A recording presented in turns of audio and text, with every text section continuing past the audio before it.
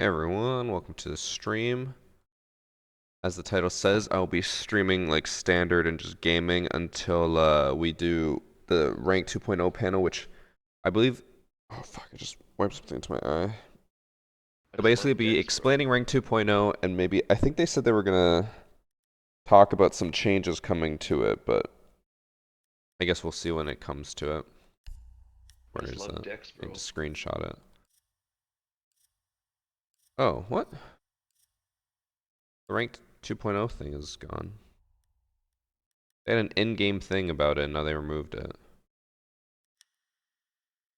What time does it happen? At 2 p.m. Eastern time. But it's going to be like the lead panel person, or lead rank 2.0 person, and then they'll be explaining everything. Let's see if I can find something to screenshot.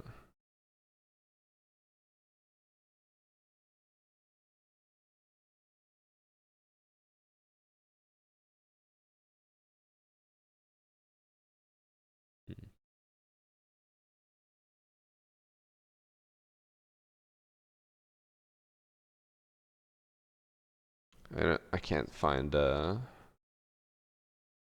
screenshot that I'm looking for, but anyways, it's gonna be at 2 p.m. Eastern time, and then we will watch it live and then break it down and comment on what I think about it.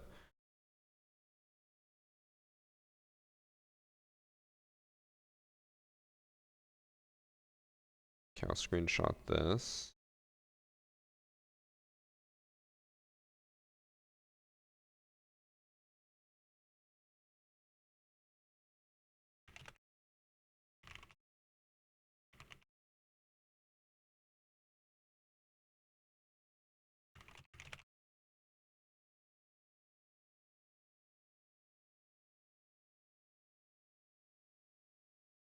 Okay.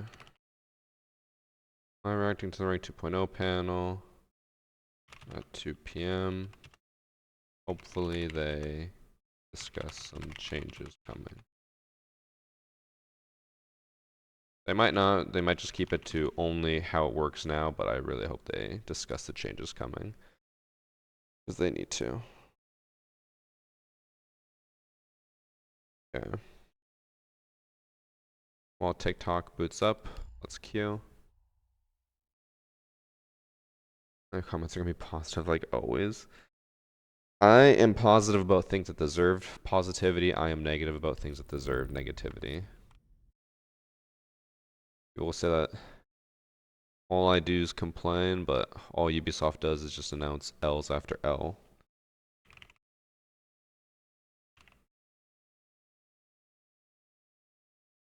Whenever they do positive things, I say, great, good change.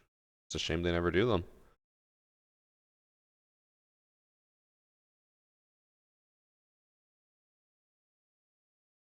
Okay.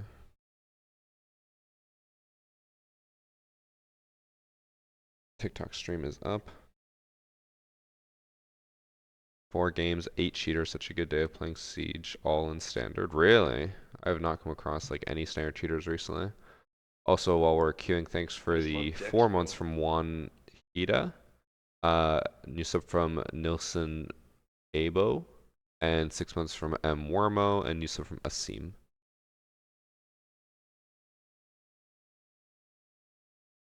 When you try to find the good side in their anti-cheat, hell, there is.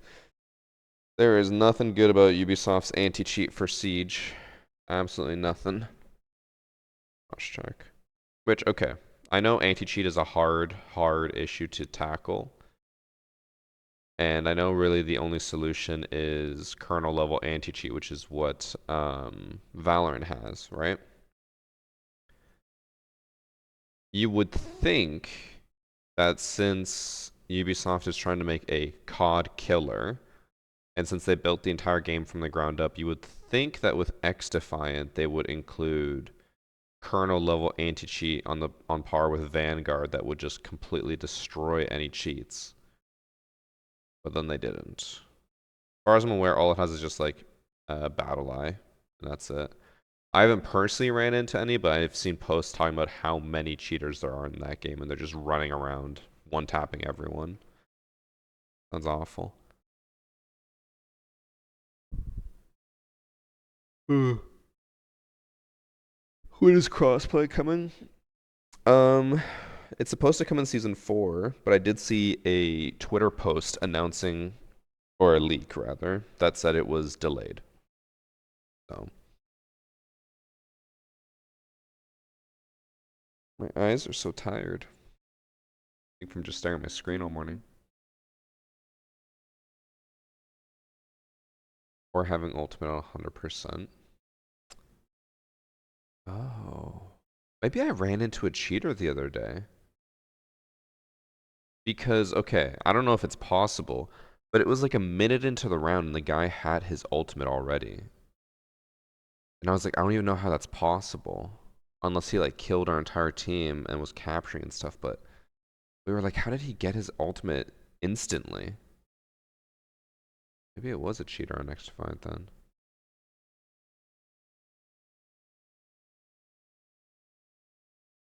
What do I think about flashy movements? Alright, hot take. I think movement tech ruins video games and should be removed. I hate any type of movement tech in any game. That's also why I hated Valorant, because everyone was like, you have to learn how to counter strafe. And I was like, what does that mean? And they're like, if you're moving forward and then you want to shoot someone, you have to press, like, you have to tap backwards to stop your movement fully and then shoot. And I was like, that sounds horrible. I hate any type of movement tech.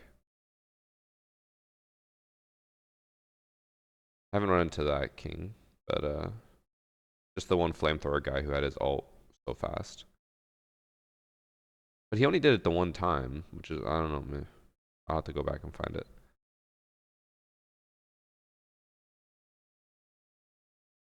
I just love decks, bro. Thanks for sub, crewmater. Is it bad to queue with a cheater to get your ELO back lost to cheaters? You do realize that when your cheater gets banned, you lose all the ELO that you just gained back. Which would be really stupid.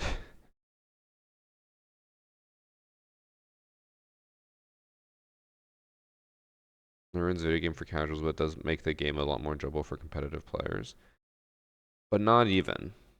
The thing is, though, a lot of these competitive players don't enjoy the game because of this movement tech. They just learn the movement tech and then have an advantage.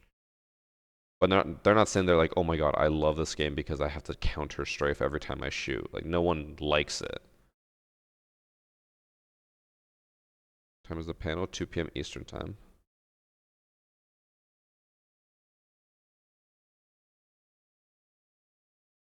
There's going to be a new op for next season. There is no new op. They just ruined recruit. I'm going to miss recruit. I still can't believe there's some people who think that the new recruit is good and better.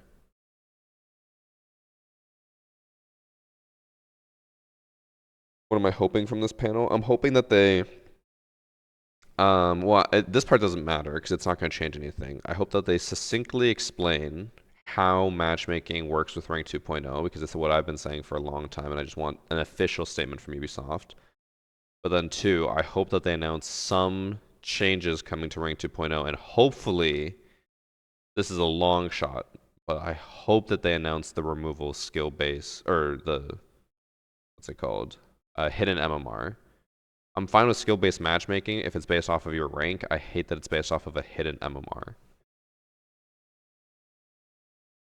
But you know, okay, this is not going to be relevant to a lot of you, but I'm going to give an explanation. So, for those who don't know, I guess, the way matchmaking works in ranked is it's based off of a hidden MMR, not your visible rank. So even though my rank is Emerald 4, I'm actually like champ hidden MMR. So I only queue against champs, which is dumb. I believe the reason why they do this is because they want people to have a motivation to keep playing and they don't want your visible rank to like bog you down.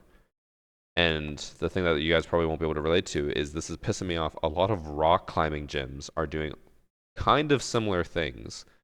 When you go rock climbing for bouldering, they have difficulty grades for every single climb. And one thing that a lot of places have been doing is instead of telling you that this one rock climbing route is this difficulty, they say it's between this difficulty and this difficulty. So it's just a range. And you're just like, well, I don't know how hard it actually is because it's a huge range. And they do that because people, I guess, are too afraid to keep going if they're afraid it's going to get too hard, which is what I think is why they did that with Rank 2.0, that people are going to be too afraid to keep playing if it looks like it's going to get too difficult. And it pisses me off that they're doing that. Like there probably is a benefit to the very casual community, but I fucking hate that every single thing is starting to do that now. How do you know when you meet a rock climber? They'll tell you. Okay.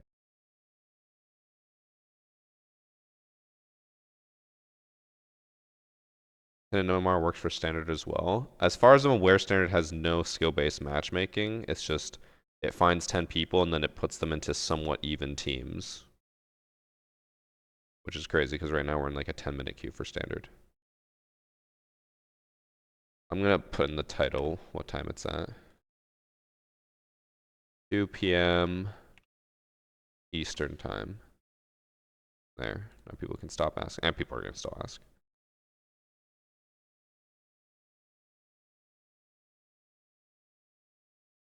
Panel time is in the title. 2 p.m. Eastern time. The plan will be for me to play until panel. We watch the panel, react live, give insights, and then if people are on, I'll keep playing. If not, I'm just gonna end stream after that. I assume the panel will go for at least an hour. It should go from 2 p.m. to 3 p.m. I just love Thanks for Dex, 6 bro. months. It's your boy Hey, Vons. what's up?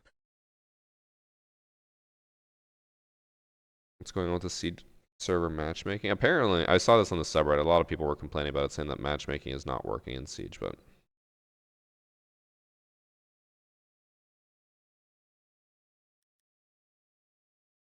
right, pull this up. Is anyone even on? Reese is away.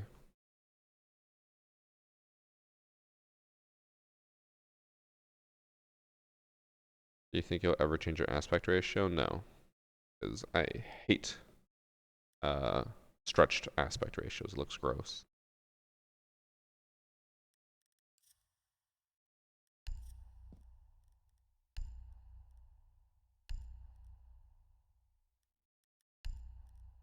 She fixed all these attachments.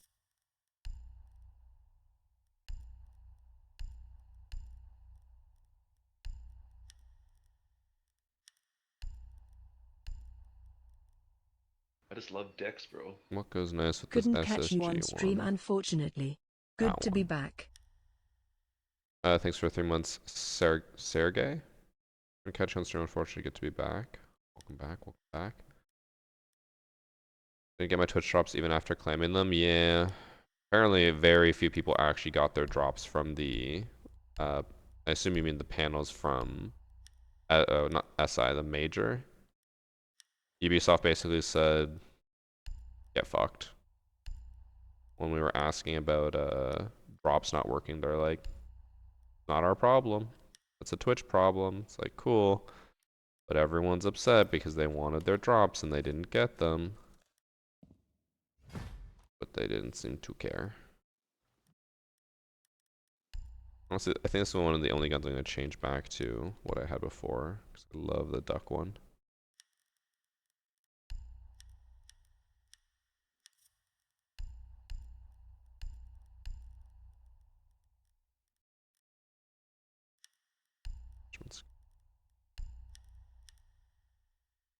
I got 3 more, but I can't see them in my inventory. Yep. Gamer gets scammed.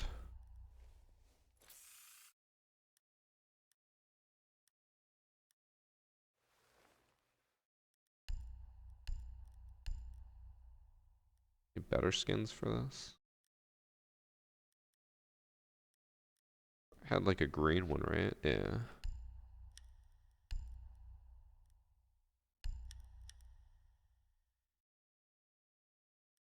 Restart the queue. Restarting the queue does nothing. Well, I guess this whole debate, because everyone's just like, well, if it does nothing, then might as well restart it. It's like, okay, true, but also does nothing. Just from what I've heard, matchmaking has been broken on Siege recently.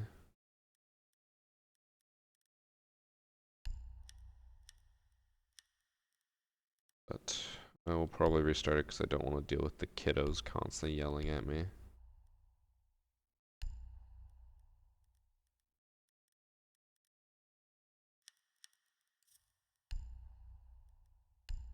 The only time it ever does anything is when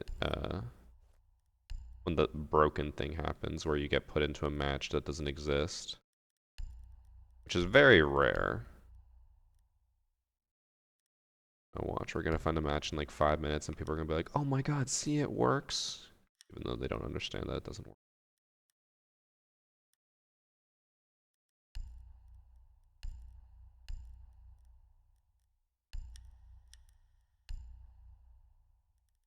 Why am I on iron sights on that? Hold up. Oh, I think I did make a Yana video with all that. Nice scuff.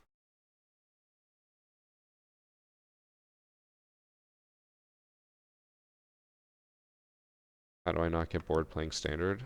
I'll answer your question with another question. How do you not get bored playing ranked? Ranked is the exact same site setup every single time with 0 alterations. That sounds incredibly boring to me. And if you don't go whatever is meta, people get mad at you. That sounds even more boring.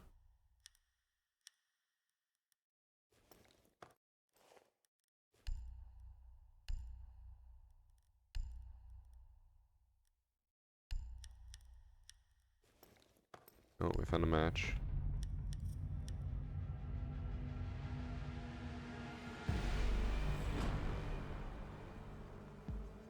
There's a reason that even on high graphic settings, my game still has a grainy quality sometimes. That's probably your, what's it called? If you're on PC. The anti-aliasing. If it's set to like 000, it looks really bad. Okay, I need to get it like, I want to say 5 more Solus clips. See, it worked. That's what people say every time, even though if you just restart queue after it reaches a minute 50 times, you will eventually find a match. Doesn't mean that the matchmaking was only a minute.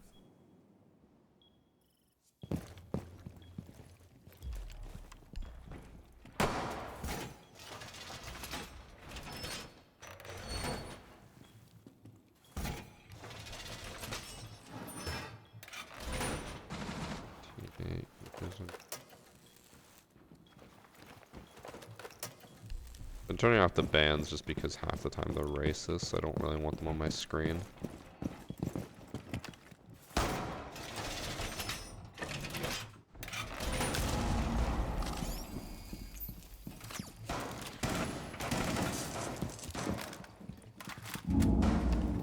Did you just call your husband Waterman Scuff? What does that mean?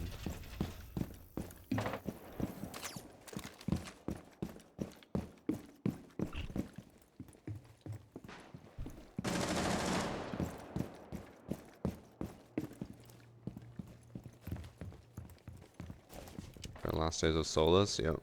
I'm literally making a video called, like, Solus is now useless, and it's gonna release probably the day of the new season.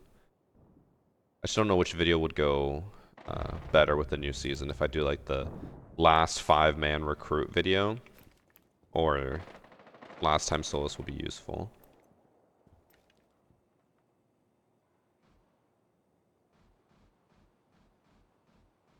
Oh, gotcha, Scuff.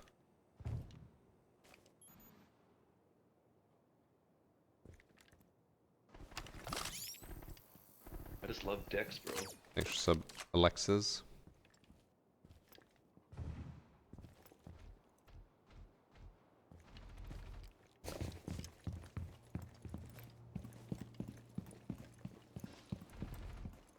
just love dicks, bro.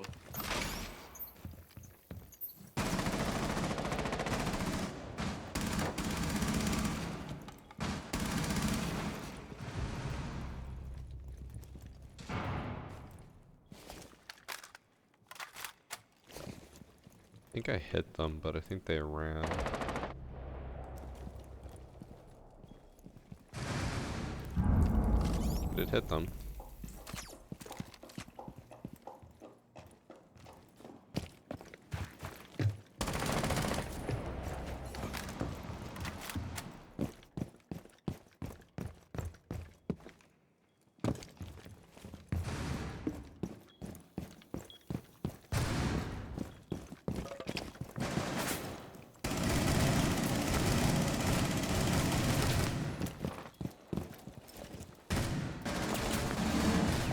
I just love dicks, bro. Aw. I hit him, but I ran out of ammo. Thanks for 41 months, IT. And Max Gamer. Is the R6 tournament for predictions finished yet? Yes, it is. I got my battle pass, but I don't know.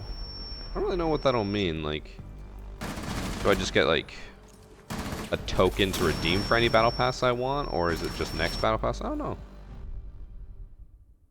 But I got my 14 predictions. I think 14 exactly, or 15. I can't remember.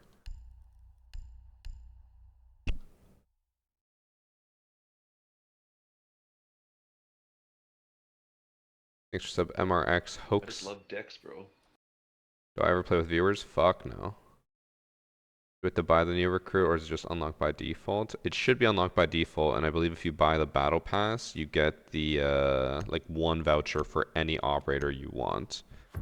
And if you already own every single operator, they said you get something, but I don't know what.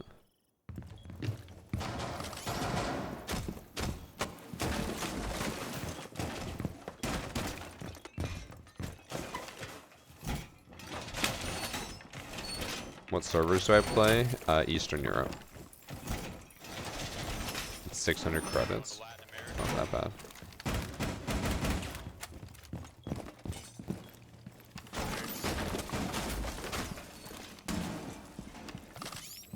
Keep forgetting that I should be hunting drones. Hasn't been nerfed quite yet.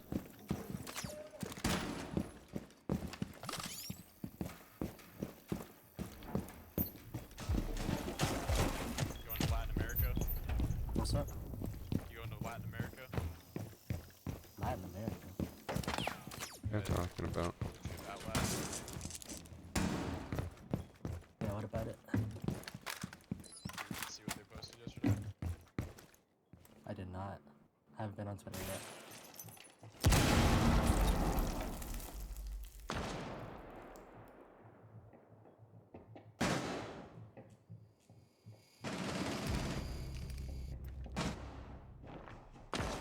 Do you think she saw me? I think she did. She run a... through.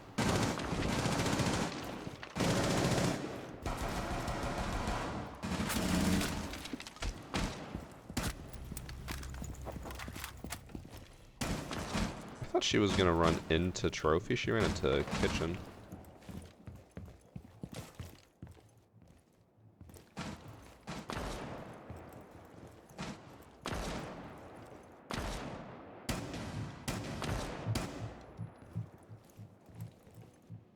I don't think I'm seeing them, right? No. Oh, I am. I'm hitting them. I thought that was part of the tree. I hit her again. I heard the hit marker. Oh my god, what a fucking range.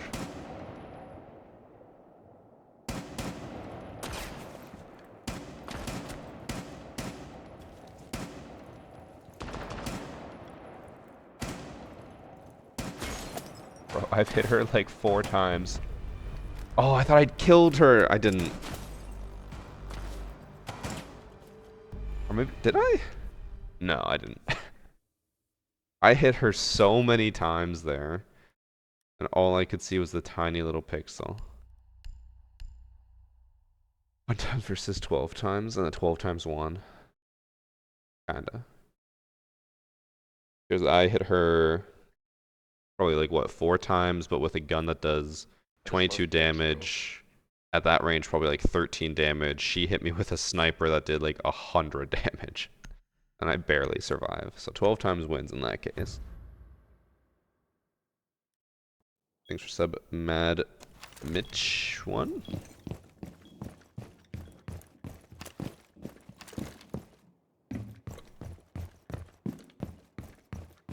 And thanks for sub, I Trojan. just love decks, bro. The P90P shooter. I mean, it is one of the fastest fire rate guns in the game, so I don't mind it. Why did I reinforce the hatch? I feel like I should have played that open. Since I'm roaming, but whatever. What's done is done.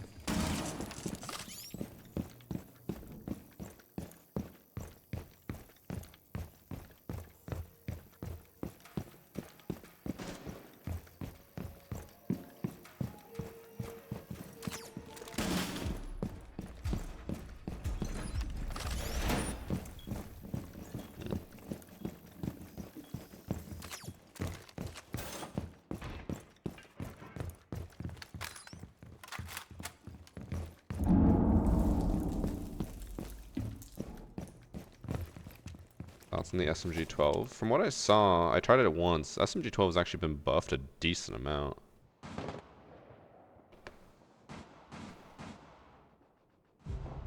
Yes, Marketplace is coming this year. What the hell happened? One's outside on the balcony.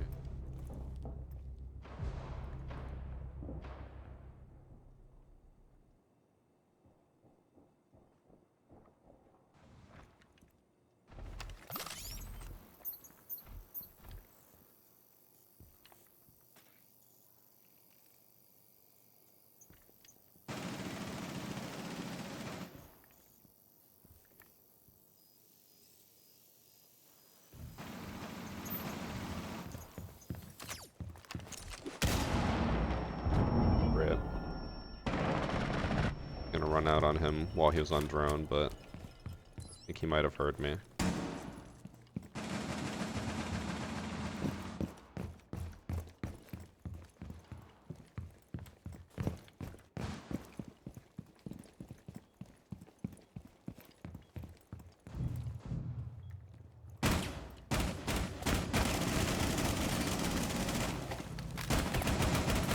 I just love decks, bro. I actually almost killed her through there. And by almost, I mean I didn't land a single bullet, but I scared her.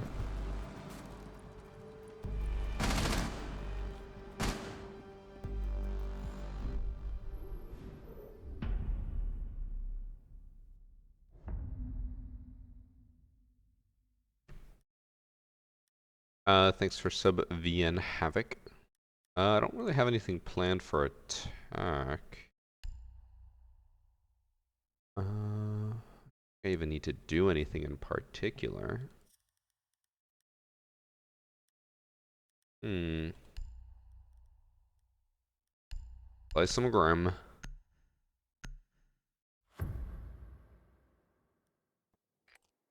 Does Ubisoft still have their balanced team? It doesn't feel like it, because barely anything gets balanced. I'm trying to think of when the last, like, massive update was. I want to say it was probably, like, year 5, right? How many clips do I need for a video? I don't need a certain amount of clips. I need 20 minutes worth for any video. And for the Solus video, I'm trying to make it all Solus clips, so I need a lot.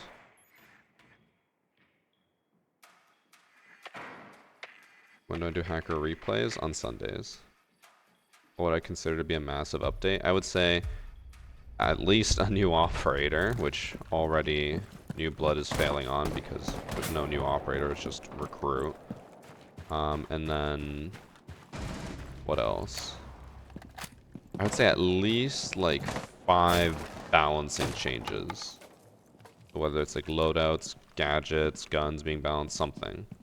This season we have 2 balancing changes, and that's it. And then hopefully a fair amount of focus.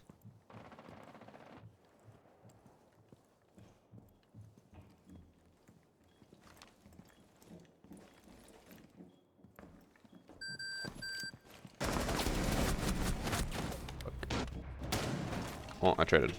What was I saying? Okay, so new operator, like at least 5 balancing changes. Honestly, like either a big map rework or a new map. And what else? I was gonna say Doc's just standing there. That's his dead body. Hopefully at like the mid-season point or at some point an operator rework type of thing, but they don't do those anymore.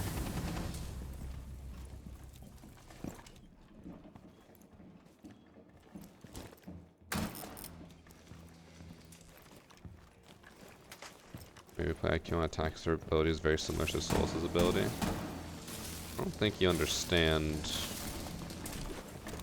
the reason why people play Solus.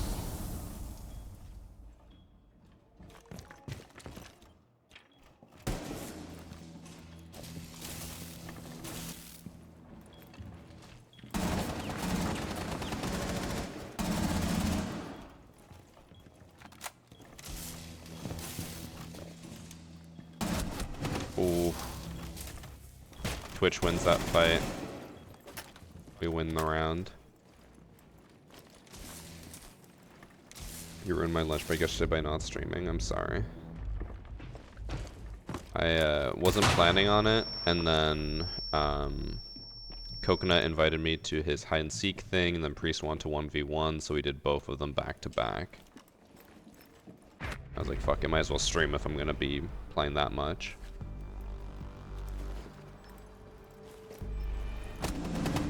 Are they going to talk about Rank 2.0 on the panel? Yes, on the Rank 2.0 panel, they will be discussing Rank 2.0. Shocker.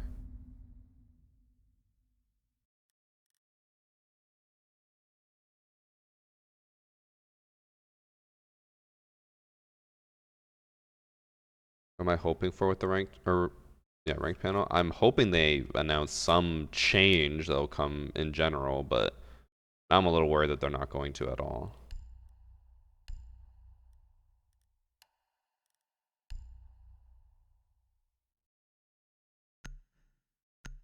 I don't appreciate the off-hour streams. Don't worry. I think they're done for now.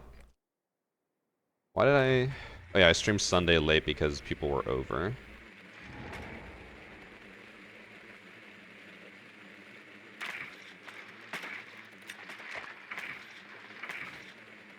Okay, if Maverick makes me like a little hole, I'll plant and then cluster charge myself.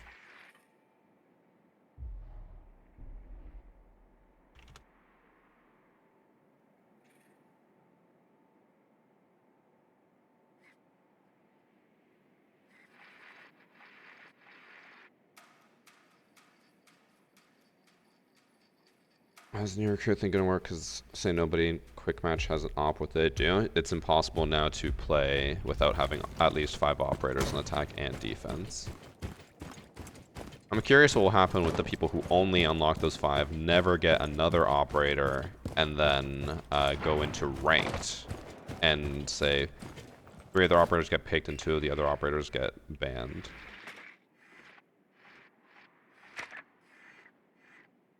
My team is just running in through trench and Maverick is still on drones. Alright, I'm rotating.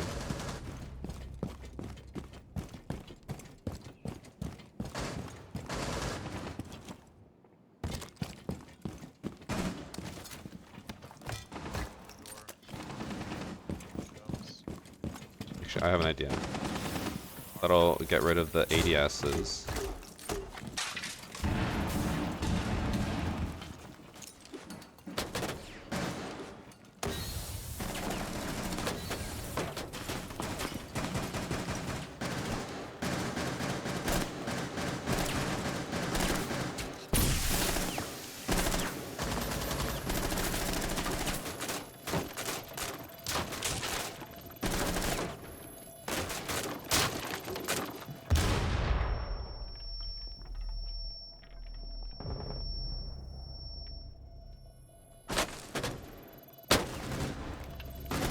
Push me, push me, push me.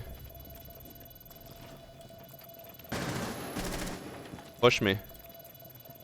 Push me. Oh. Oh. Ideal, ideal.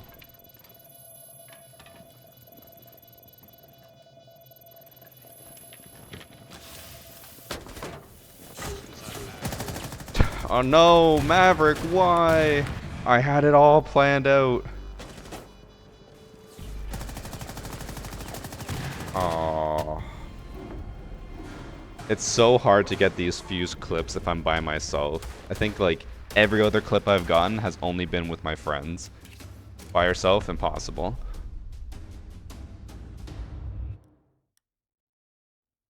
GG. Give Capitan one because he smoked me. Yana, I think, covered. I don't know.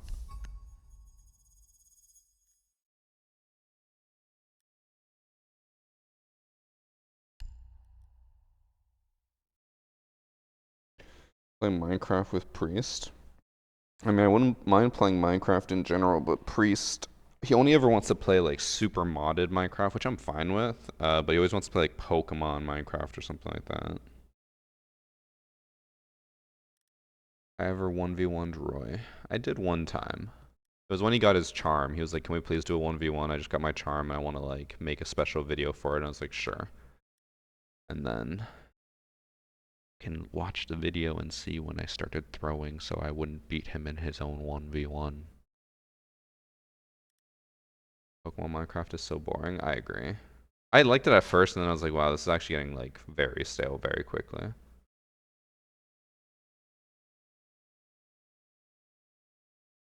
I just love Thanks for Dex, sub bro. Bean Pants. Bin Pants. I only fuck with Minecraft mods when it feels or still feels like vanilla Minecraft. For me, I like the mods that make like some type of industrialization. That's my favorite type of Minecraft mod. I really liked Buildcraft. I really liked what was the other one? I think it was just Industrial Craft. Things that like make machines, but then my only issue with those mods then is that they start to get incredibly like they scale so much. So it's just like, okay, now this is just boring. I want to make stuff that makes things fun and interesting, and they're like, all right, you made your first solar panel. Now if you want to make the next level of solar panel, you need to make 50 of the first ones. It's like, bro, what? And it starts to scale so much.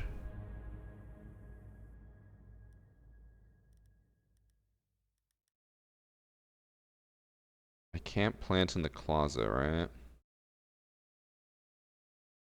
But I can plant by the door. I'm gonna try to keep getting my fuse clips today, solo. I don't think it's gonna work, but we'll try. Put a fuse on green hallway. I think I know exactly what I'm gonna do. Sound like a coward, gotta automate. Yeah, but then it's just, it gets too much. Also, one thing that always happened, I would always play Tekkit online, and I would have my system set up so that like when I would have an oil refinery, it would cool it perfectly, like it would never overheat. And then I'd even leave the chunk loaders so that they would keep that chunk loaded in and keep the engines cool. And then I would log back in and all the engines would have exploded. I'm like, how? Like I automated it so that would never happen. It just didn't work. Maybe I needed to also load the chunk where the water came from. I don't know.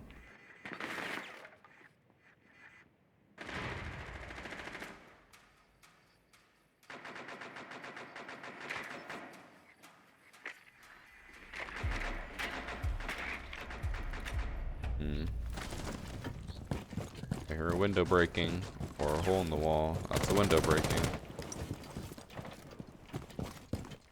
How did he spawn peek that and miss everything?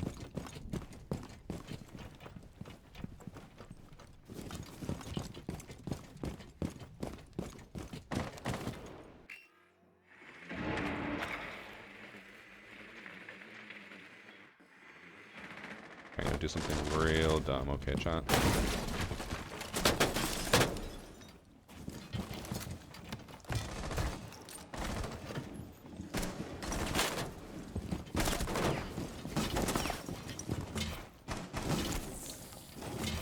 Oh my god, he takes so much. Oh no.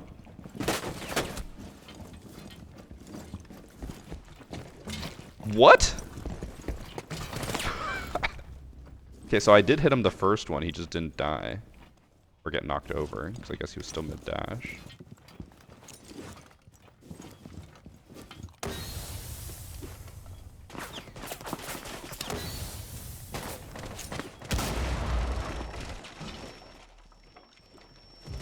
I can't see them. Die, die, die. Let's go. No, I killed myself.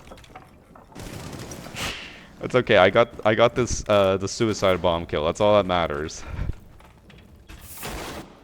I was hoping that I could back up enough. He's underneath. He's underneath, I think. Alright, we got it though. We got the clip. And then the bandages. This guy, you could knock down a door in his room and he would not realize it. He'd be too focused on siege.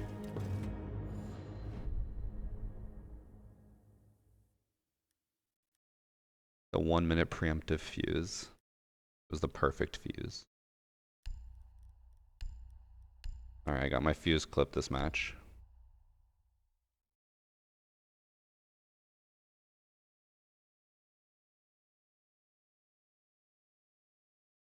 Just needs a skin in game. I think the op would be gridlock. See, I know you're joking, but skins in games should actually be a thing for creators. Maybe not operator skins, I think gun skins would be sick. Because, okay, let's be honest here, chat. What's keeping Siege alive? Is it Ubisoft? I would disagree. I think it's content creators. Content creators are the only thing keeping Siege alive right now. It's not Pro League, it's not Ubisoft, because Ubisoft's putting in, like, let's be honest, the bare minimum when it comes to updates now, seeing as how the next season update's basically a mid-season update. Content creators are still keeping eyes on Siege and keeping it growing. What better way to thank your content creators than to add in-game skins that they now, like, make money off of, just like the charms. Keep content creators happy, they'll keep making content for Siege, and Siege will keep growing. If you only give them the charm and then move on, creators aren't going to be as happy. Or as willing to just keep playing. Because think about it like this. How many Siege creators got their charms and then just stopped playing Siege because they got their charm and they're like, well, I completed what I wanted to complete. If creators kept getting stuff like gun skins, I think they would say.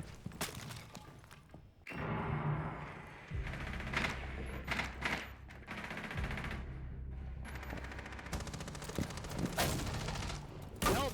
Nomad! Fuck you, Nomad.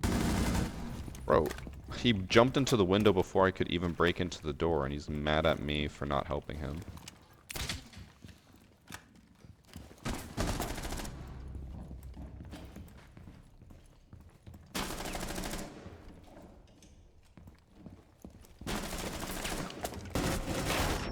Ow. He's on X. He's on my ping. He ran back into the room.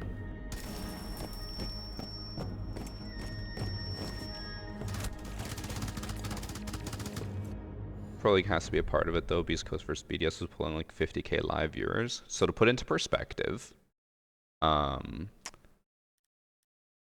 live viewers sounds like a lot. Pro League used to get like 300,000 views for finals. 50k viewers for the finals of a like Pro League major is actually very low. So I would not quite say that that is carrying the game or anything.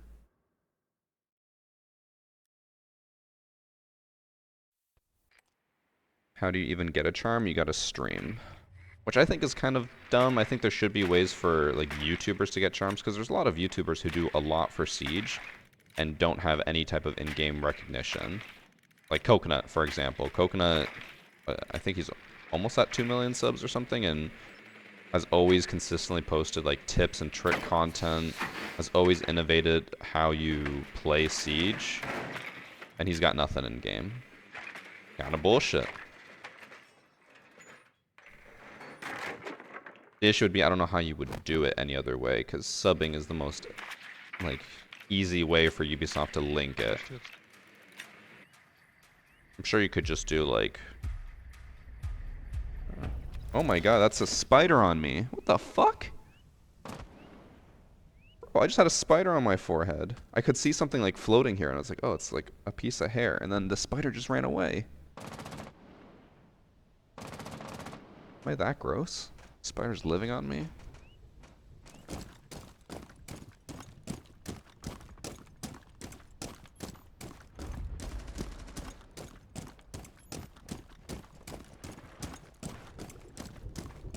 I feel like I have a spider on me at all times.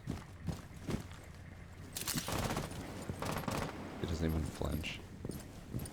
Remember one time my sister talked about, or she always remembers this too, which was a time where I was driving. I have glasses for when I drive, and a spider was inside the lens of my glasses, and I was just like to my sister, I was like, hey, I need you to grab my glasses and take the spider out. And then she's like freaking out because she hates bugs. She's like, I don't want to do it, I don't want to do it. I'm like, I need you to do it because the spider's blocking my vision. And stay calm. Or not so much. Of course they peeked me right after I stopped watching. Spider-Man now. I'm a little worried about where that spider went though. Although I did learn a cool fun fact the other day. Apparently any spider that's in your house, because some people like to put them in a jar and put them outside, any spider that's in your house will not survive outside. So you're just killing it by putting it outside.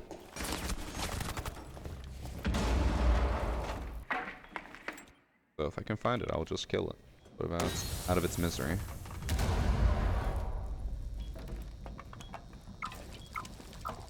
Ubisoft's inability to stop cheaters is also making the game boring and stale. That guy just, he tanked everything. Well, I will agree. He's in wine. I'm also, you know, is it impartial? Or I'm like, I understand that Ubisoft can't just fix cheaters. It's not that easy. But I would definitely say they're not putting in, at least from a player's perspective, it feels like they're not putting in as much effort as they could be. I think most people would agree with that, right?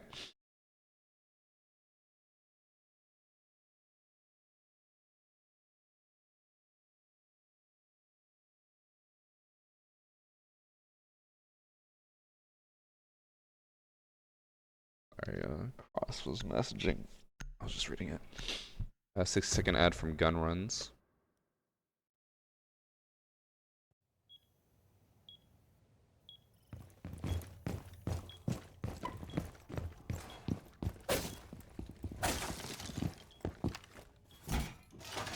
Oh, you guys want to see something cool?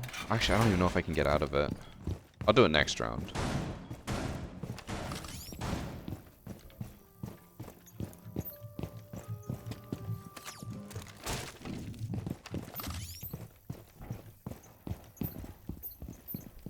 Drones, I see you. Come over here. Oh. Can I shoot this drone from here?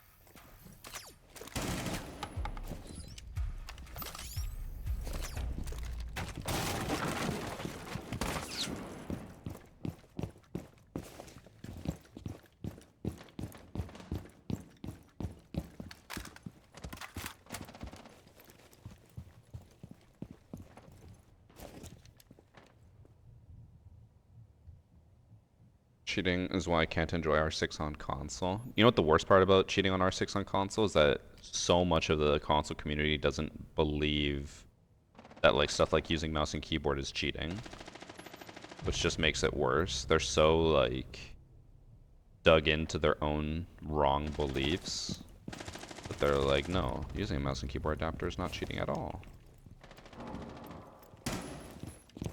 I saw the drone, but I blinked and it was gone.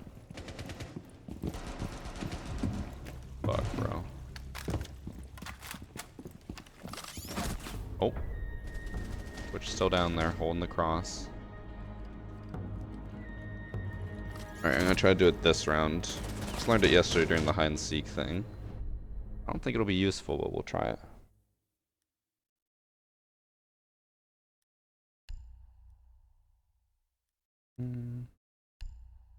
Doc for it. Would the R6 community be welcoming to invasive anti-cheat like Vanguard, though? The question doesn't even need to be answered because it is, I think at this point, impossible for Ubisoft to incorporate something similar to Vanguard, because in order to have an anti-cheat like that, I believe Riot had to make the anti-cheat first and then make the game around it. So you can't just add that to a game. It doesn't work like that.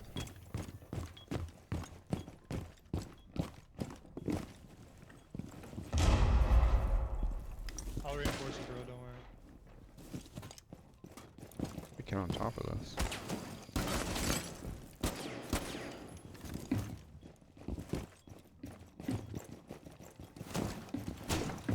How did they do it?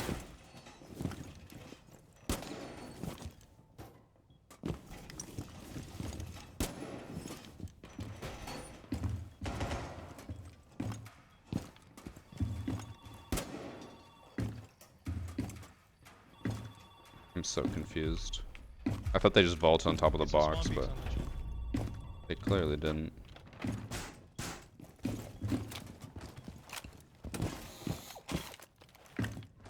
Well, let's try again.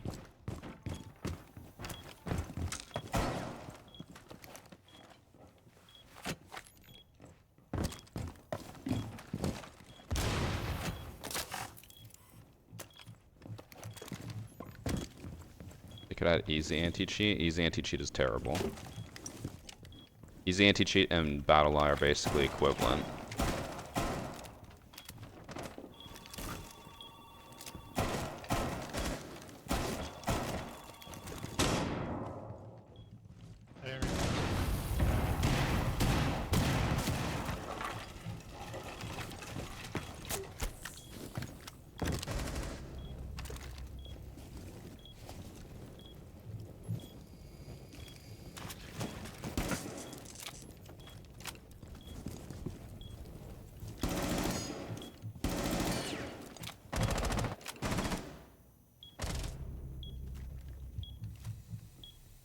I feel like creepy crawlies on my skin and I keep thinking it's a spider now.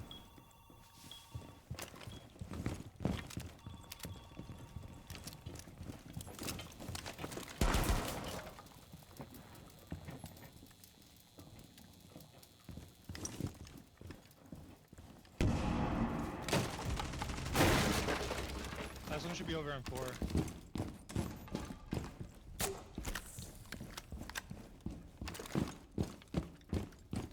Just wall bang shot. Didn't work.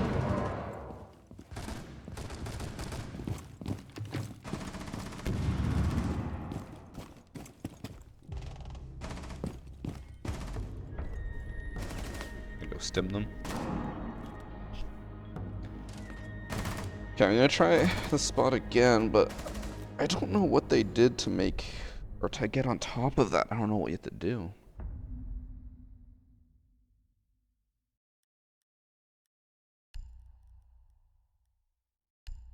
Pretty sure he was Rook when he went in there, so it should be easy. Ever still play with Doggo? No. Doggo went to school and then fucked off. I never heard from him again.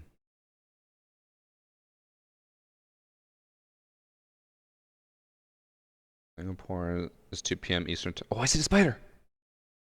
Hold on. More important.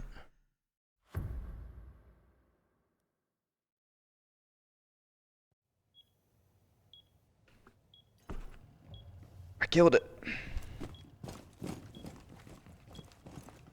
Big dub. Yes. 2 p.m. is in 1 hour from now. Also chat. I'm not saying this because of you. You actually said it in a good way. But for a lot of other people who keep asking about what time it is and when the thing's gonna happen, don't forget that you can just easily Google the answer. how do I get on top of this? There's gotta be, you gotta break some like, specific boxes in a specific order, I'm sure.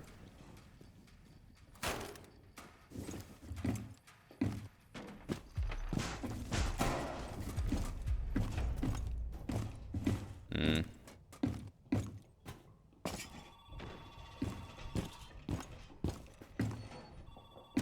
I don't know what it is. Let's have to break all of them so that you can vault. Repelling top 4. Oh. Uh-oh. Look. I should have paid more attention to what the setup was like. We were playing hide and seek with Coconut yesterday, and he showed us that spot. You can get inside of the locker. Actually, here, I'm gonna make this. Over here on 4. Wow. Trying to make this not full screen so I can go check, but it's not letting me. There we go. You're gonna have no audio, but that's okay. No need to freak out, chat.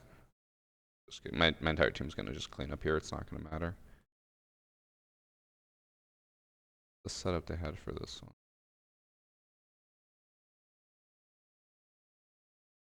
So he broke the 2 far boxes and left the 2 left boxes. Okay, okay, now I know.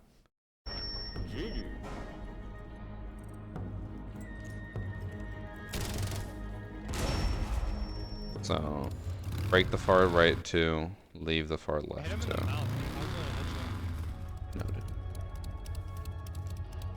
good hit Noted. Instead of banning cheaters, they should restrict them to Emerald Plains and Lair. Or, hot take guys, they should just ban all the cheaters. Also, they should also ban mouse and keyboard users on console. The fact that they let them just run free and basically said, yeah, we know you're cheating, but we're not going to do anything about it is absolutely crazy to me. That'd be like saying, well, we know someone's stealing from our store, but we're going to let them keep stealing so that we can see what they're doing. It's like, bro, what? No, arrest them.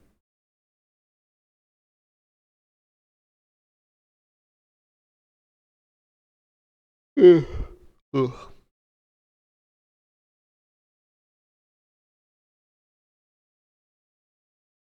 Xbox started banning Zim people. See, I heard that like 2 years ago. And ever since then, all I hear is if you see Xbox people in your lobby, there's a 90% chance that they're using a Zim. So, don't think they really did much. I just love Dex, bro. Thanks for some barking data. Do I still enjoy playing R6? Yeah, I enjoy it. I'm not sitting here like, oh my god, this is the best time in the world and my favorite game. It's not. I still enjoy it. Trust me, if I ever got to a point where I like legitimately just did not enjoy playing Siege and I never wanted to touch it, I probably would just quit. I can retire when I want to, so I don't need to keep playing. But as long as I still enjoy it and don't feel like I'm counting down until my stream is done, I'll keep playing.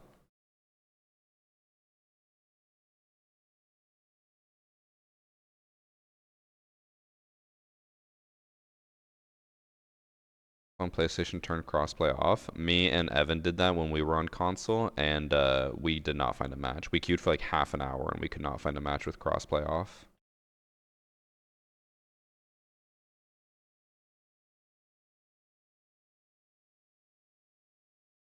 You're good to retire now. Damn, he's rich. Well, with inflation, I probably would still have to do something. And also, Annie said that if I were to ever retire, she would just go back to like working a normal job because she would not want to retire. So we'd still have like some income, obviously investments and videos would always trickle stuff in, but yes. Other than that, I'd basically be fine to retire.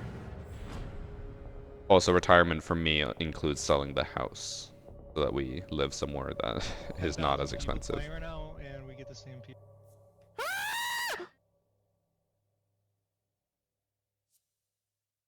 I want to know who these people are and how they don't have people at home yelling at them for making noises like that.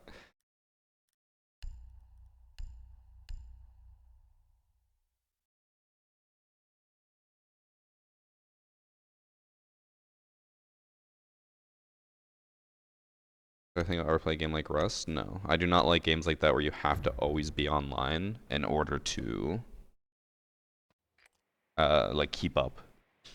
Those games basically devolve into whoever has the least amount of life wins, because whoever's on the most wins. Like, bro, I want to go hang out with friends. I want to go to dinners and stuff. Like, I don't want to be sitting there playing 24/7 just to keep up with someone who has never touched a titty in their life. You know?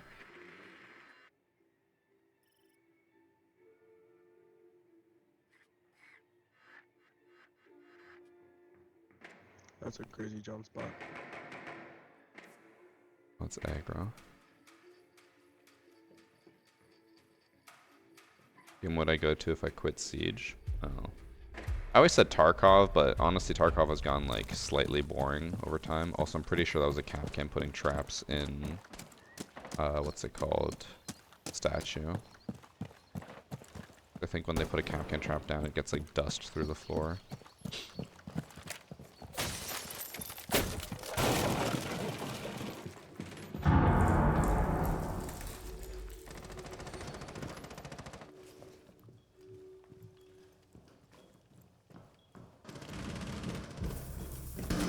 Oh my god. Top of the stairs, stupid. Deer, deer, deer.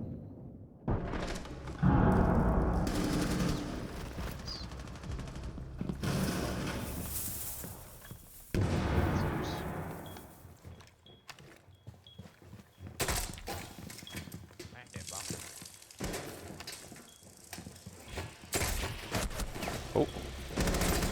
He went downstairs? Also, what is happening there? The Womai is glitched. What the fuck's all this noise?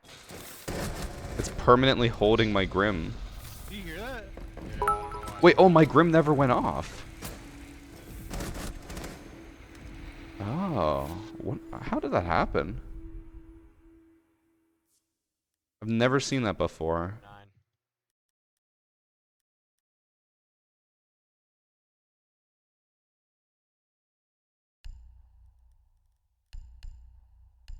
Idea.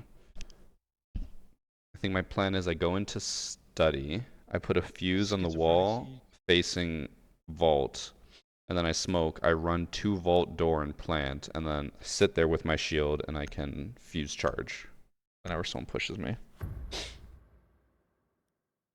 Need to blow my nose. So you said the Womai stop the bees? No, Womai gadget pulls the bees and the bees go off anyways. But instead it was just holding it midair forever.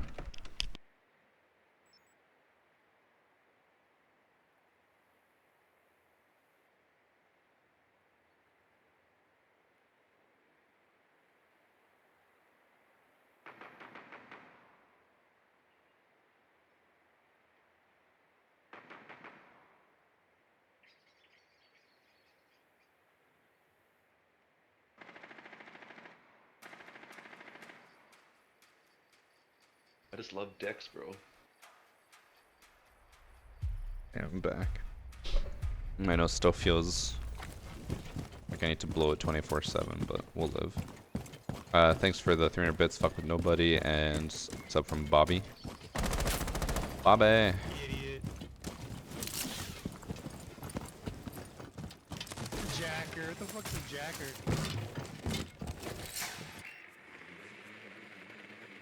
That sounded questionable, but I think Jack something. Looks clear.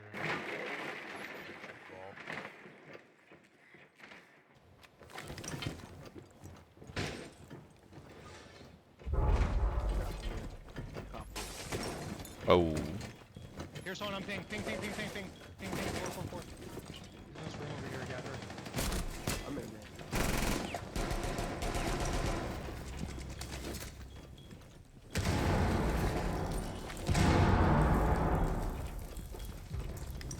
I got her. Alright.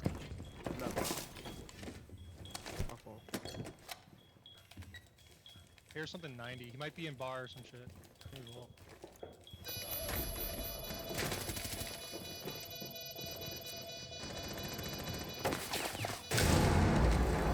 is in Vault.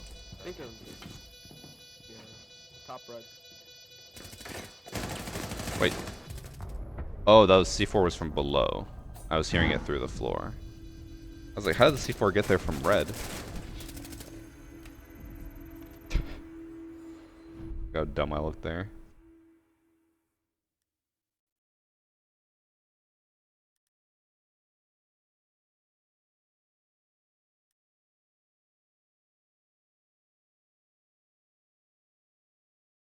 Stream been going? It's been going good. We're just buying time until I just love Dix Bro. we do the panel watch party. Thanks for a 9 month short stack. Chat, how long do you think the panel's gonna go for? It wouldn't surprise me if they only kept it to something short, like half an hour.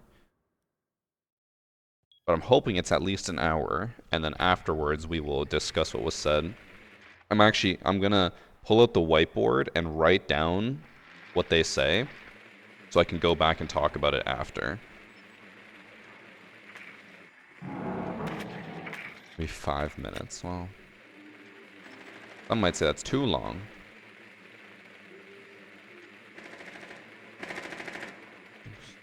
Posture check. What are my thoughts on opening the floor on common plant spots? It's really only a win-win there for you. Like for the defenders. Oh shit. I think they went the same spot.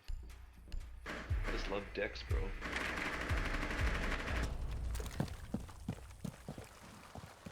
Thanks for some silly willy.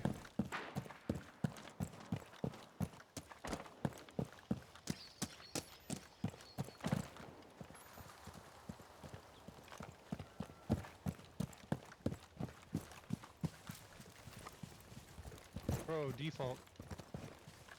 Don't destroy that one. Already Look. destroyed the smoke. There's like 3 of us that came from there, and I assume someone would destroy it. Not letting me throw my drone. I'm pressing 6 and it's not working. One's on 4. He's in the corner. Bro, what? It actually just won't let me throw my drone. What's going on? Does this drone need to be destroyed first? Like, do I have to get my drone killed? I just love Dex, bro. How's it hanging MRR6? That goes for deer.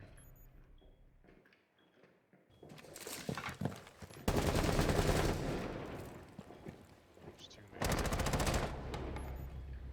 One's stuck in the door. There it is. I still can't throw my drone. That's crazy.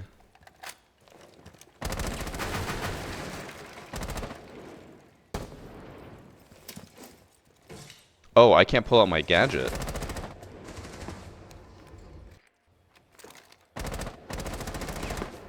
Oh, okay. My thing is bugged. That's cool. This is the second time I've had Grim bug out. Left, Bob.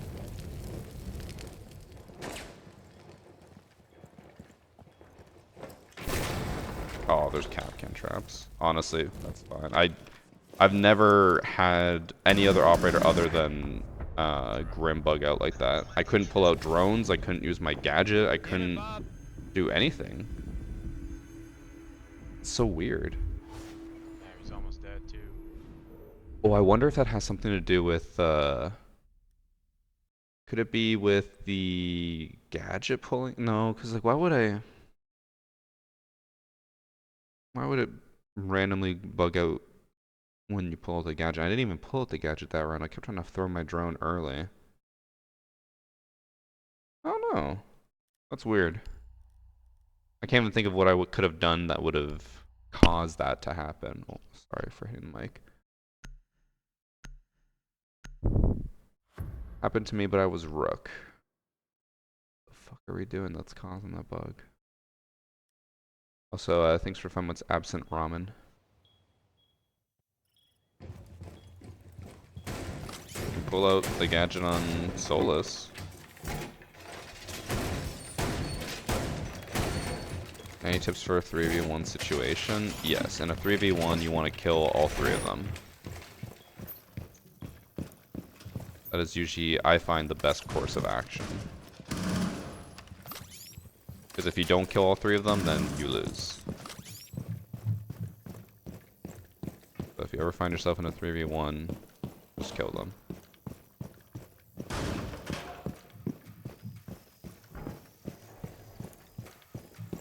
Second ad from Bay. Oh, drone, but was looking away.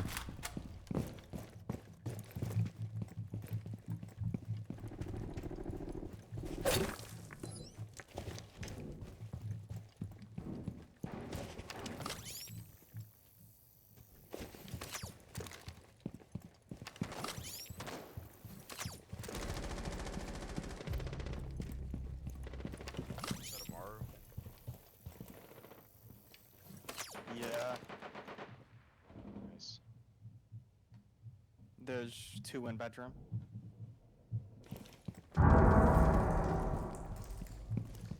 Study Valk. Higher feet around 4, dude. Cav.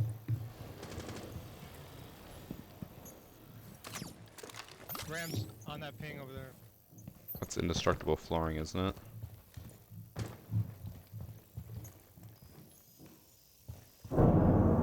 Yes, 'cause it's slanted. That's outside.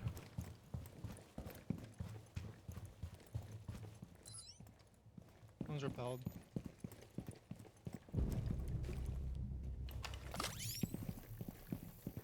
What did I just see down there?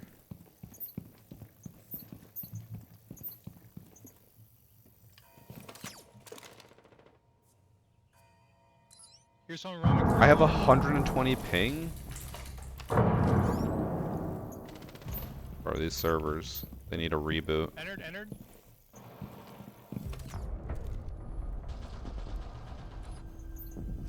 feel like we should have gotten a Dokkaebi nerf this season too. I think the Dokkaebi nerf is supposed to come out season 3. That gun sounds so Just love funny. decks, bro. Actually, that might have been one of the things. So I saw some leaks about stuff being delayed, and I think one of them was the Dokkaebi nerf that it got delayed, but I Like, could be oh, it wrong. Sounds like a typewriter or some shit. Yeah, it's fucking hot.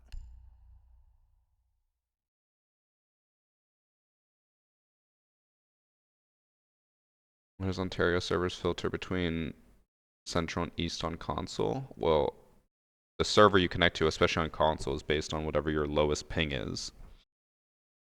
So you're probably connecting to both because you're in between both, so they're probably around the same ping.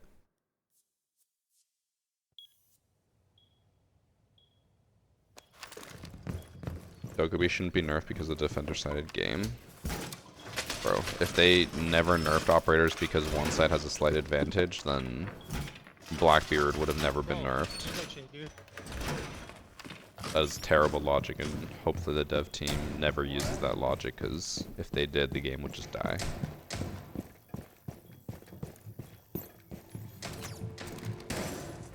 My biggest issue with Dokkaebi is just that her gadget is a universal gadget that takes 0 skill. Like, you can argue that Fenrir is worse, like as in more of an issue. But like, at least with Fenrir, you have to set it up, you have to like rotate them properly and actually manage them. Dokkaebi's literally just press one button and everyone on the map gets a call. That should not be a thing.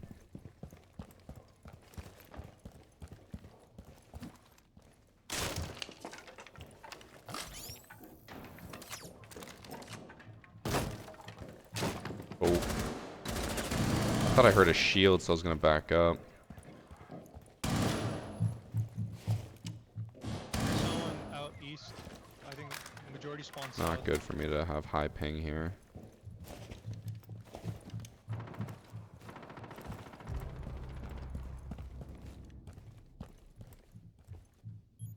They broke that window. I got Fuser. Top library stairs. He's in sight, bro. He's on B now. Fuser's on library stairs. So he's still outside.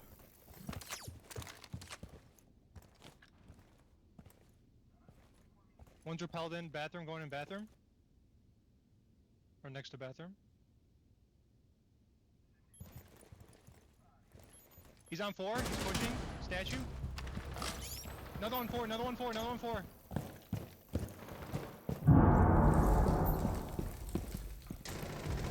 Landing.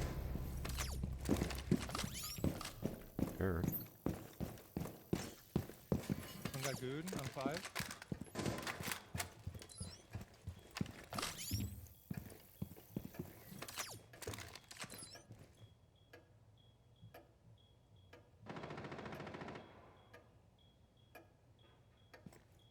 Hope my high ping doesn't fuck me here.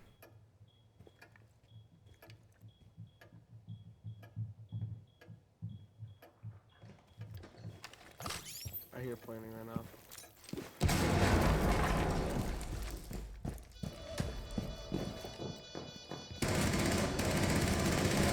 Oh my god. Crazy. Bob with the clutch. What are they doing? You know why we won?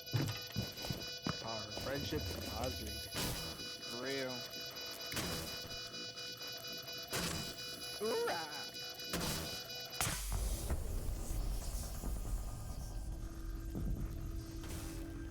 Why was the time to kill an Ash so long? I assume it probably had something to do with my ping. I'm sure some of my shots were probably just like not registering, or I might have just missed a few. It might have been like one hit, one off, one hit, one off. So then it sounds like, or it feels like they're getting killed very slowly, but they're actually being killed at a normal pace.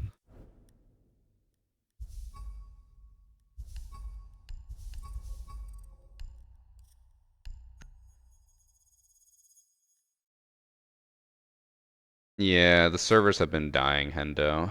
I might restart to see if it will fix it, but I'll restart. Even yesterday when we were playing on the like custom servers for what's his, for I can't think, Coconut's hide and seek, I had like 150 ping at one point, and then when I played custom servers with Priest afterwards, I had 150 ping. So I think it's just like the servers are dying. I don't know. Hi, Josh.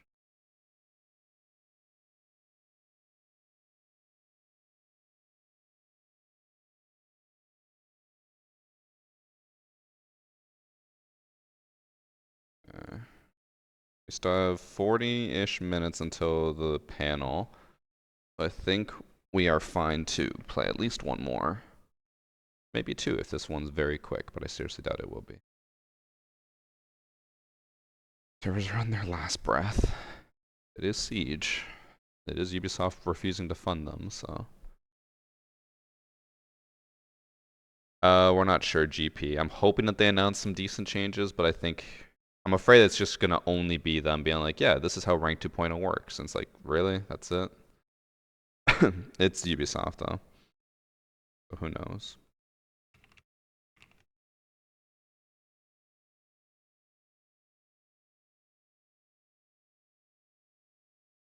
Okay, game's still loading up. I lost my 11-game ranked Thanks for win streak 500 last bits. night. Ripped the varsity charm luck run Oh, out what'd you say? on me. It's not first by defenders, it's first by, I'm already forgetting. What'd you say it was? Beat by default. I'm gonna try to remember that. Probably won't. But you lost your 11-game ranked win streak last night. Ripped the varsity gaming charm. Luck ran out. That'll happen.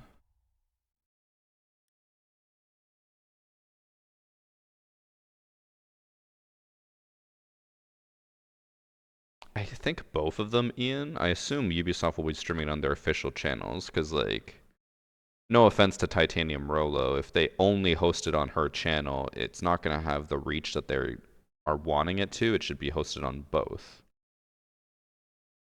I just love Dex. Because, like, even if they advertise it, being like, guys, go watch Titanium Rolo's channel, blah, blah, for all that stuff, a lot of people are still going to be like, well, I don't see it pop up on my feed.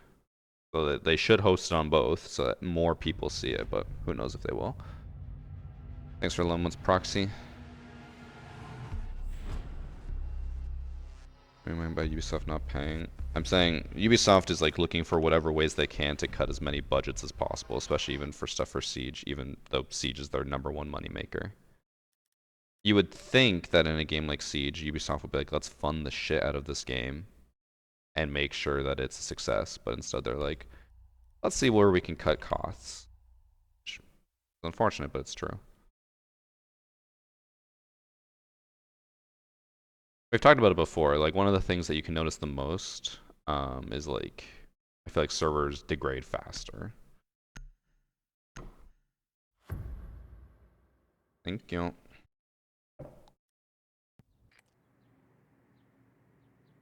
It feels like the servers just aren't up to par, you know?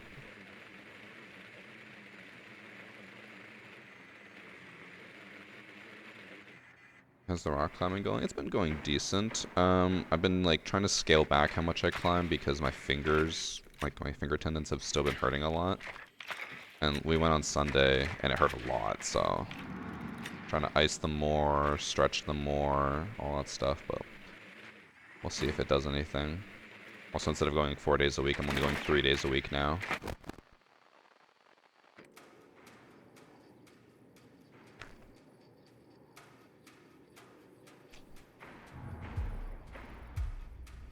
Oh. Their bedroom gym.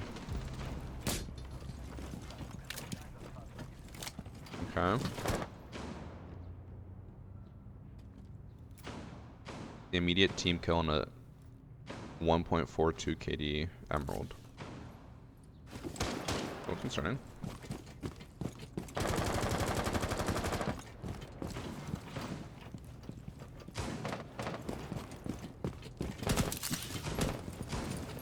I just love decks, bro.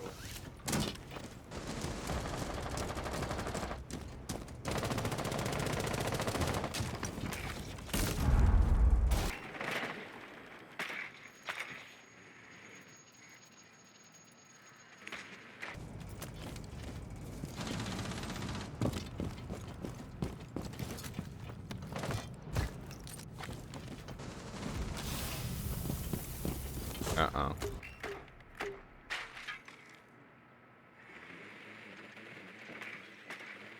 Oh. That's not really what I want to see.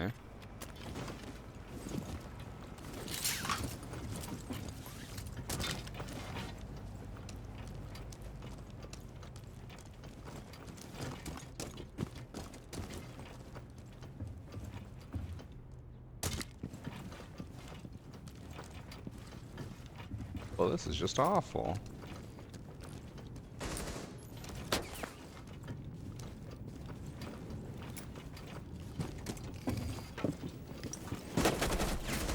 Oh, it was two of them. Fuck.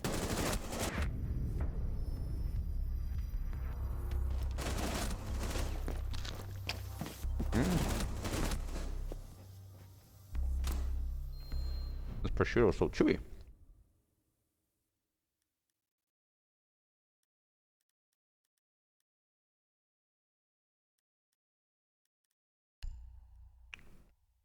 Hmm.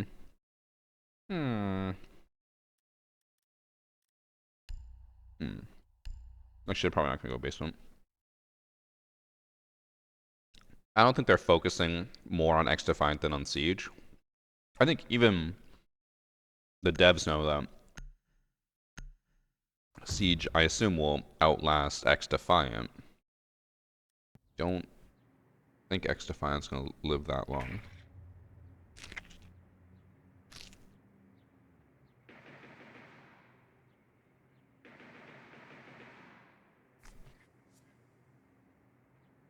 But what's annoying is that like Ubisoft should just focus on, or like should fund both of them.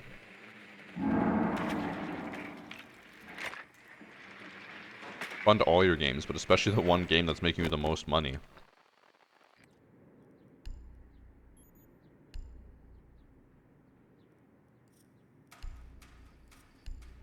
Like, I truly do not understand why Ubisoft looks at Siege and they're like, this game makes us an insane amount of money. We're not going to fund it the way it should be funded.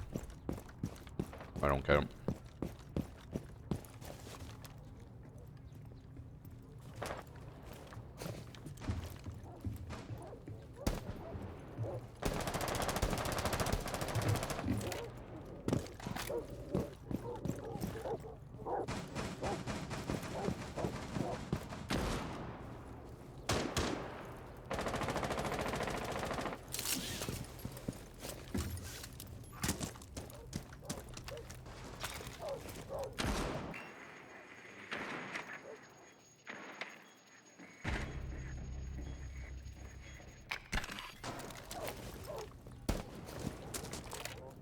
Oh, and we lost our Cali. Well, that's wonderful. See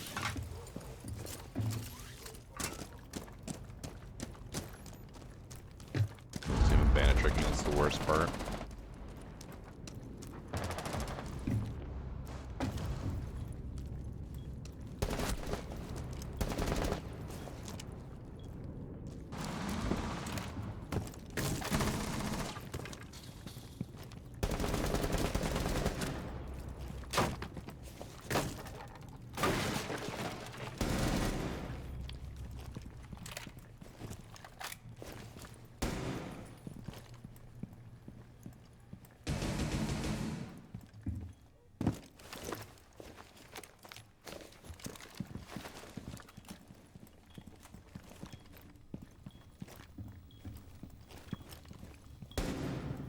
Hmm.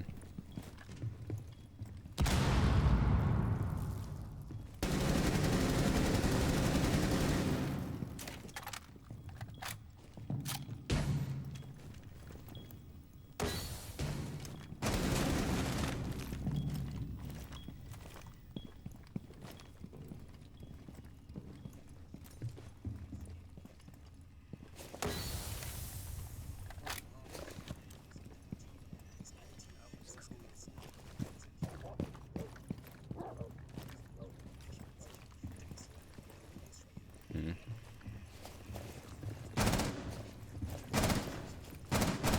We're both holding the same thing.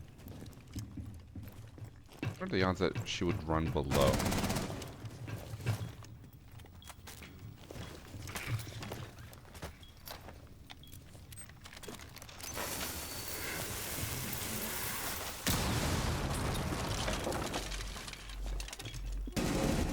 She did not run below.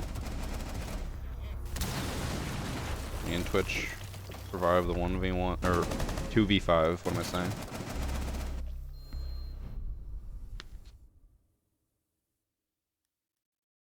I just love dicks, bro. Thanks for sub, Emmy bot.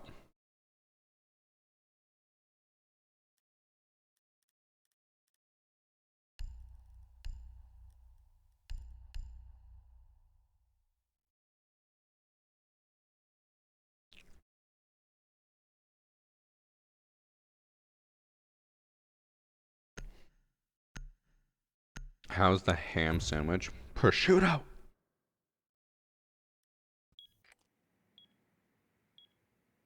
Thanks for 11 months, Aqua. I just love dicks, bro. Hi.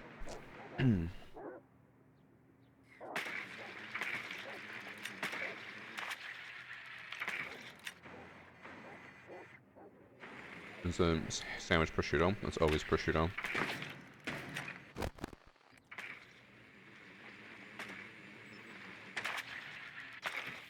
Let's go. If you want to hear something I found funny. Mikey was asking me when you're getting married, like 2 weeks after you had already been married. I guess it's not 2 weeks. It's been like a week. I was like, bro, she's been married. And he's like, what? I thought it was next month. I'm like, no, it happened.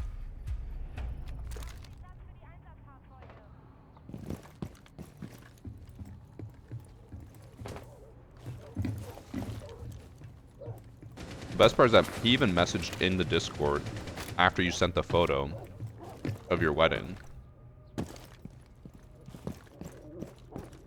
Like, bro, you were there.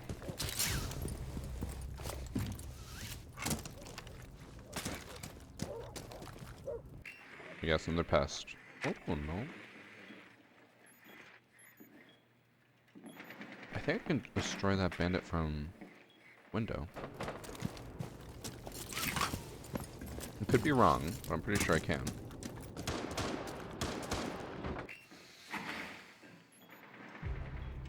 Mine.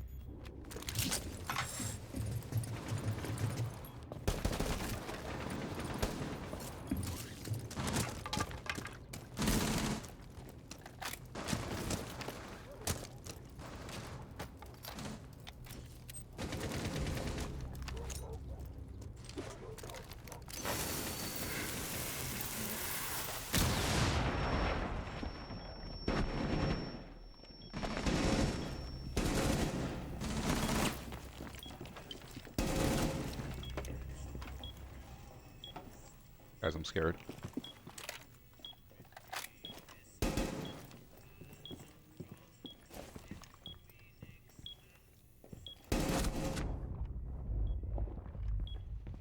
Oh my god.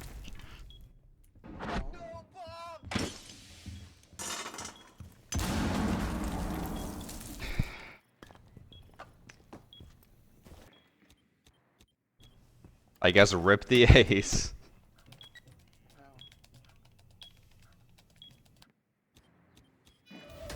Seriously. Yellow. Right. Wow, Gabe, are you the best player of all time? Dude, this guy's actually better than Bob. I see why he killed him. Yeah, honestly. He just wanted the credit. Did you guys hear that? I kind of wanted to see Bob ace though. Actually, yeah, Oh, I because I wanted to stole see Bob Bob's ace, dude. last round. I wanted to see it this round. Yeah, honestly, I was gonna clip it. It's kind of god tier. I'm sorry. No, no, I didn't Bob, mean no, to, I no, just- No, Bob, don't do that, Bob, Bob. please, no, stop. Bob, it's just cap, bro. It's cap. Chill. Defuse you, Bob, like, it's unrated. We don't have to worry about it, dude.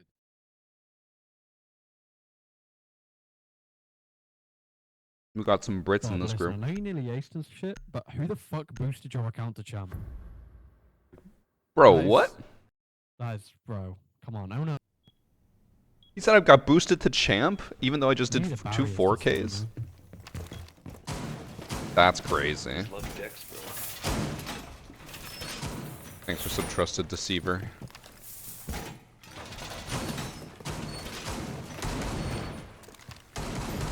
Oh my god, bro, the amount of drones.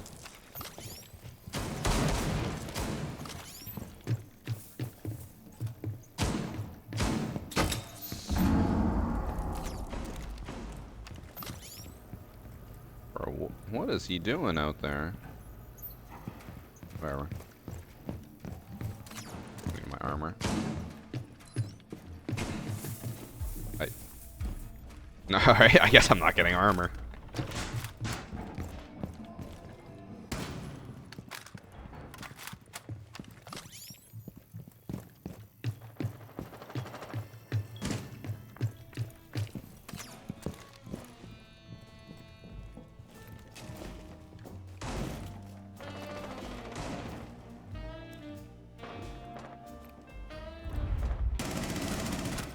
Almost whiffed. I panicked. I just love Dex, bro. Panicking. I'm gonna lose me job. Thanks for some fluffy boy.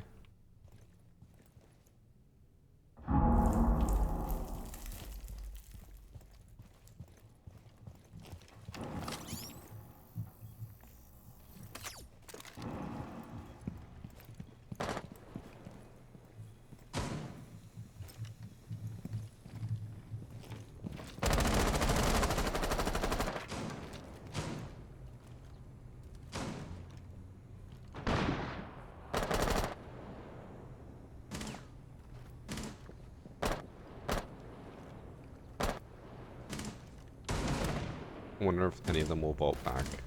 Oh, one just died. That's so my bad.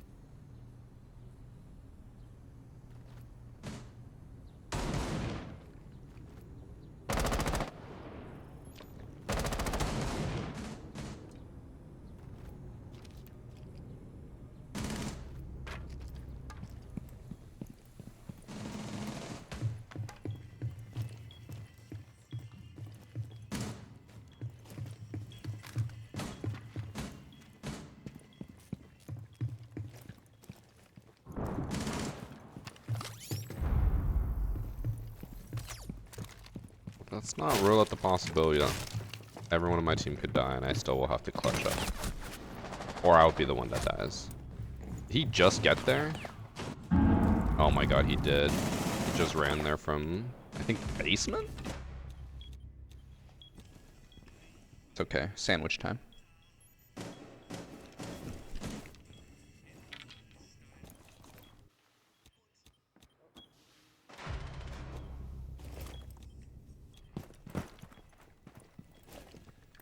No way we give him 1v1s, right? He's running over to red. He doesn't have time.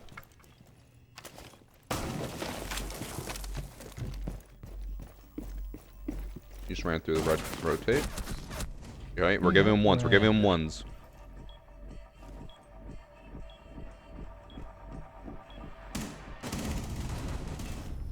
We did almost give him ones.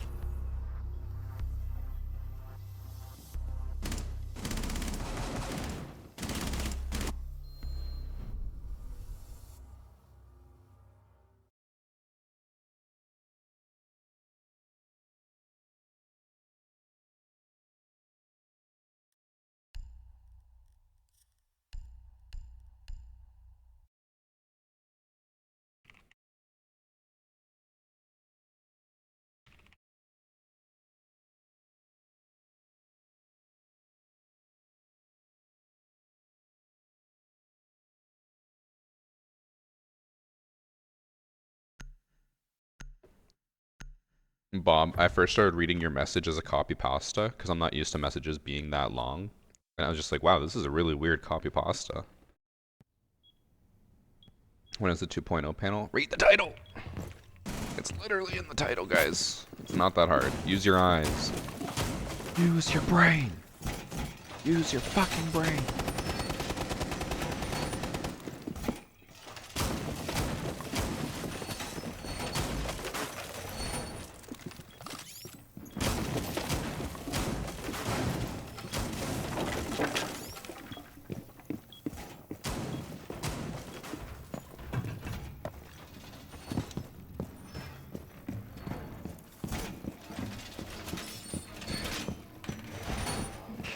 You guys are the worst.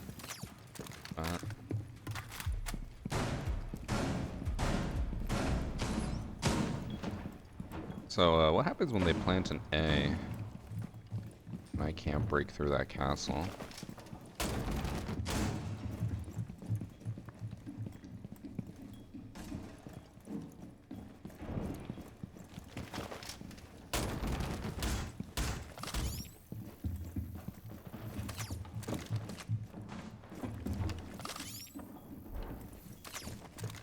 I like this castle because it protects me in case someone's in there, but yeah, once they start planting, it's gonna get a little bit of a bad situation.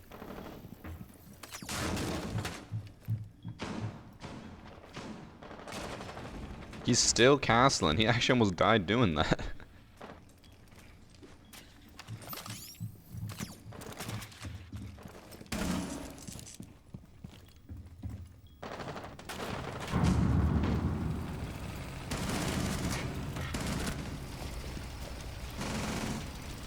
Where's the diffuser?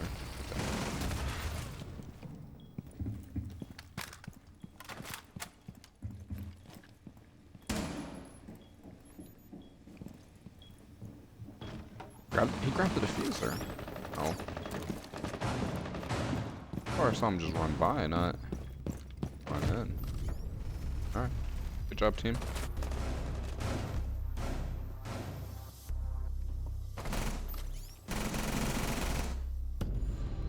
Okay. Guys, you can't start the mods can't start the copy pasta and then get upset when people copy pasta. That's on you. You know what? I'll give Gabe guidance because even though he team killed me, he clutched up that round.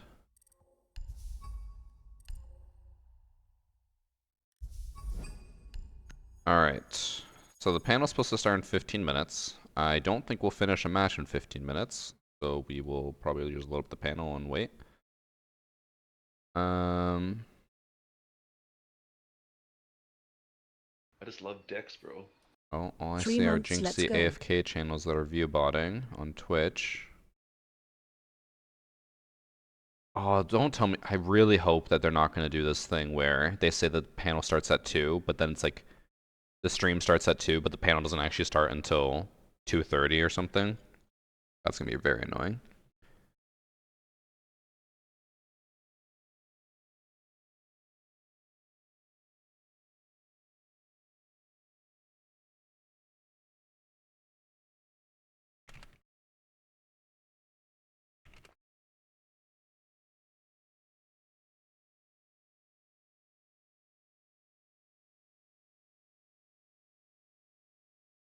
This one. Chat, I guess we wait. So panel time. Sound good? We'll leave this up since it's ranked-esque. What's the worst place for donuts? Tim Hortons. Canadians know.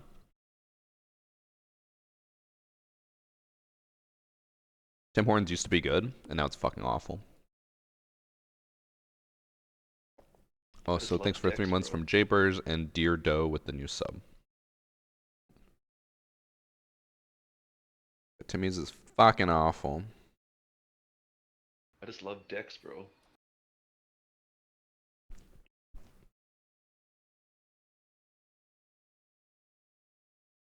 Got one donut from Tim Hortons and it was fucking cracked. I disagree. Oh, wait, you're talking about Tim Hortons in the UK, Josh? Because I know they have a few. In Canada and in the US, everything from Tim Hortons is just frozen and then reheated. Nothing is made fresh. The UK might be a little different. You guys have higher standards.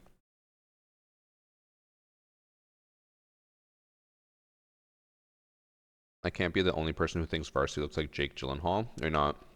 I've actually been often compared to a bunch of different celebrities.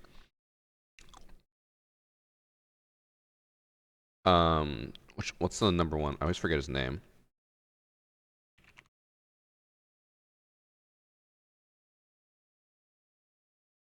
I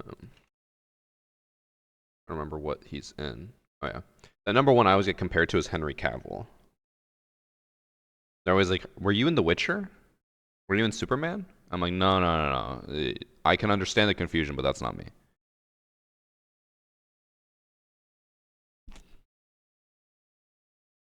I've even been out in public and people have asked for autographs and photos with me. I'm like, bro, it's the wrong person, but I'll do it for you.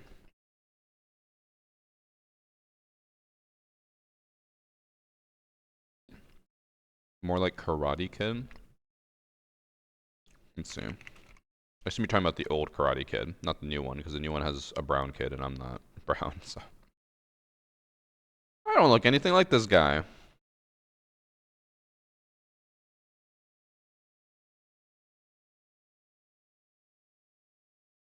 That? I look like him? Trying to like get the same face. I don't think I look anything like him.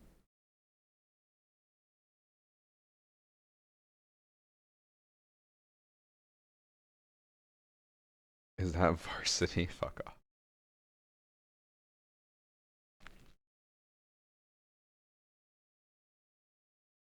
I look like Dear Gilchrist? Bless you, Scuff. Okay. That was an insult, Scuff. I am offended.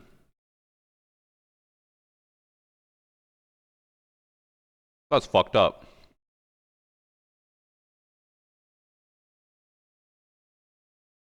That'd be like if I said you look like Patrick from SpongeBob. That's fucked up.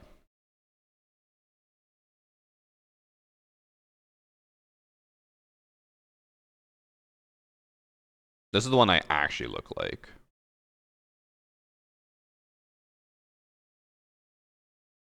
So, little story time. This is Nat Wolff. He's an actor from Things. I don't know what the fuck he's in. I one time was gonna be part of I don't know if it was the Twitch Rivals or some type of show match, and Ubisoft wanted my headshot, so that they could use it for graphics for the event. And then he's like, "Can we get a headshot of you, or should we just use the one on file?" And he linked me a photo of this guy and said, "This is the one we have on file." And I was like, "Bro, that is not me. That is a famous actor. That I don't know where you got that." Let's see if I can find the one that they said was me.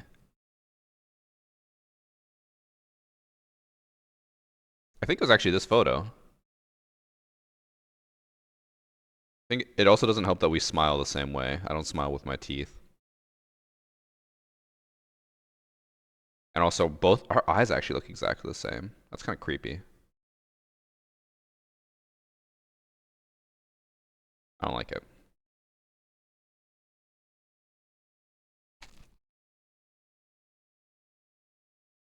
The same picture.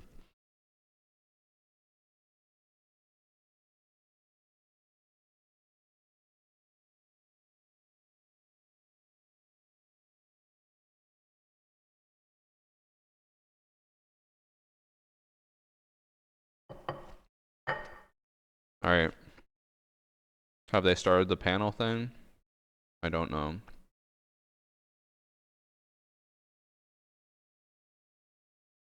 I also check if Titanium Rolo is live. I assume they would do it on the Ubisoft channel. Nope, she's not live either. Alright, chat. We keep waiting.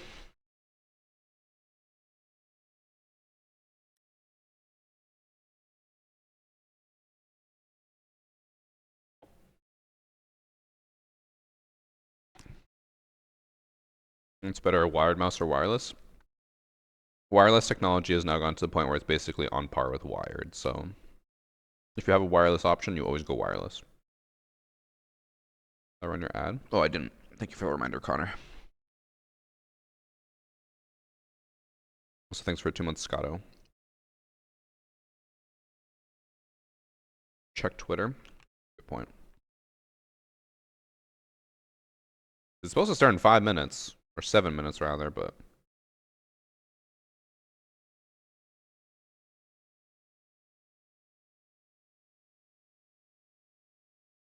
Rainbow Six Twitter account.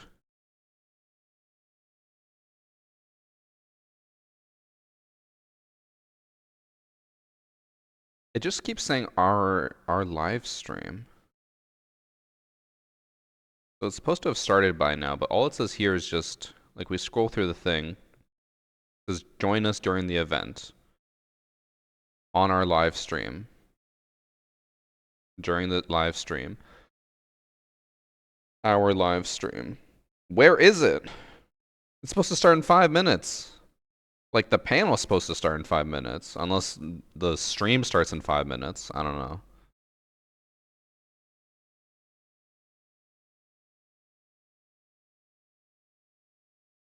I'm waiting.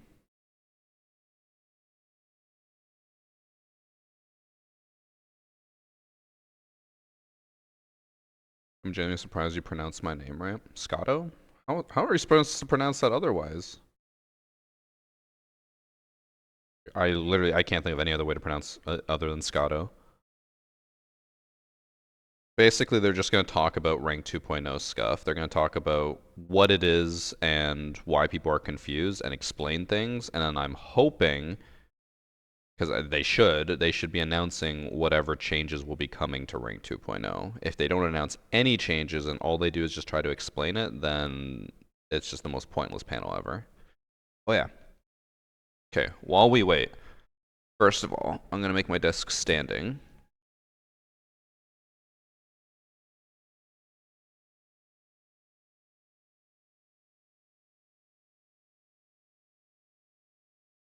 Alright.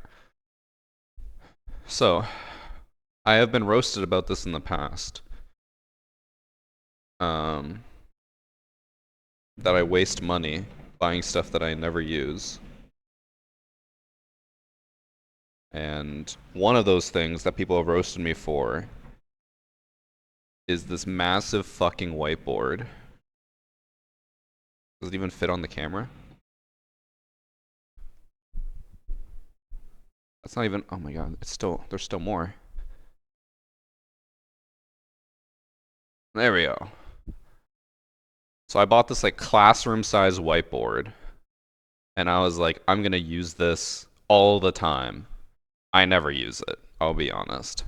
It probably was a waste of money. I also have it the wrong way.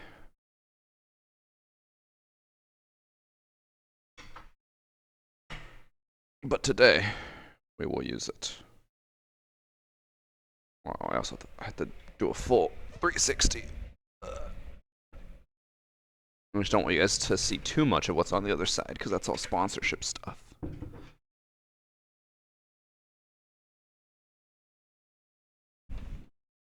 Alright, so we're actually going to use the whiteboard today.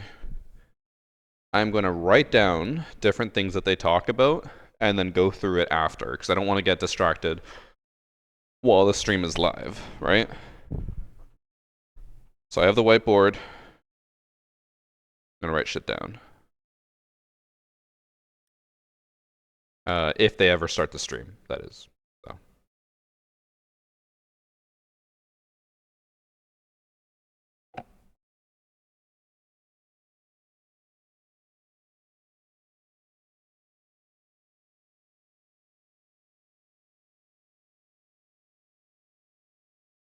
Okay.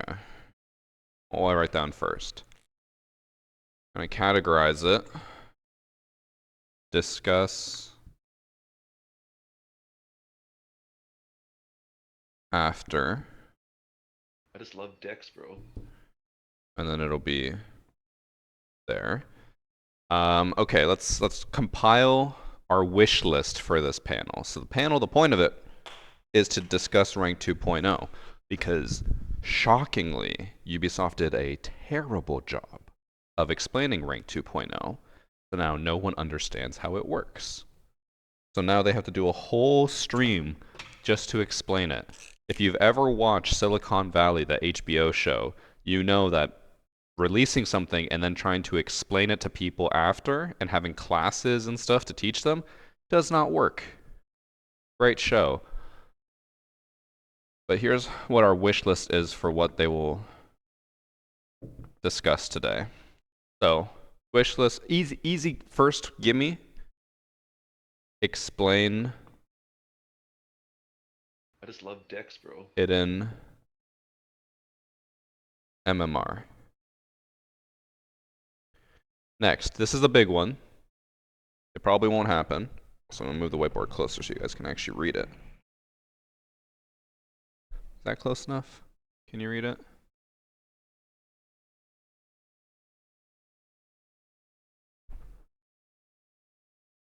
My God, the light is still reflecting.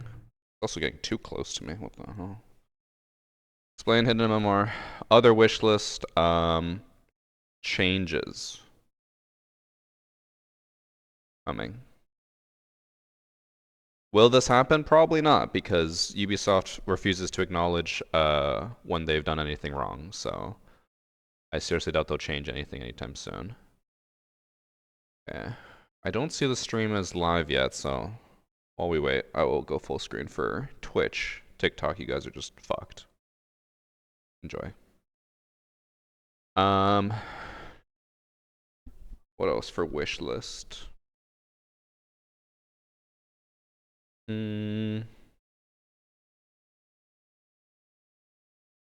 I hope that they try to explain how 2.0 is better than 1.0. I don't believe it is. I think 1.0 was way better. Explain how 2.0 better than 1.0. I want to hear Ubisoft's explanation.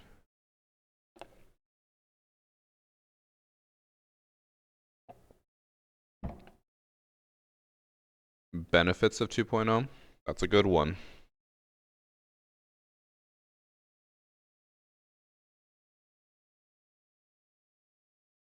Benefits of 2.0. Anything else? What else is our wish list of stuff that they talk about today? Oh, they tweeted that it's live? Alright. Chat. Wish list time is over.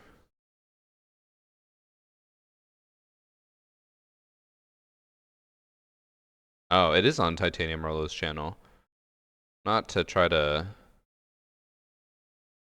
say anything bad, but I feel like it's not going to reach the audience they hope it reaches by having on her channel. They should have put it on both that and the Ubisoft channel.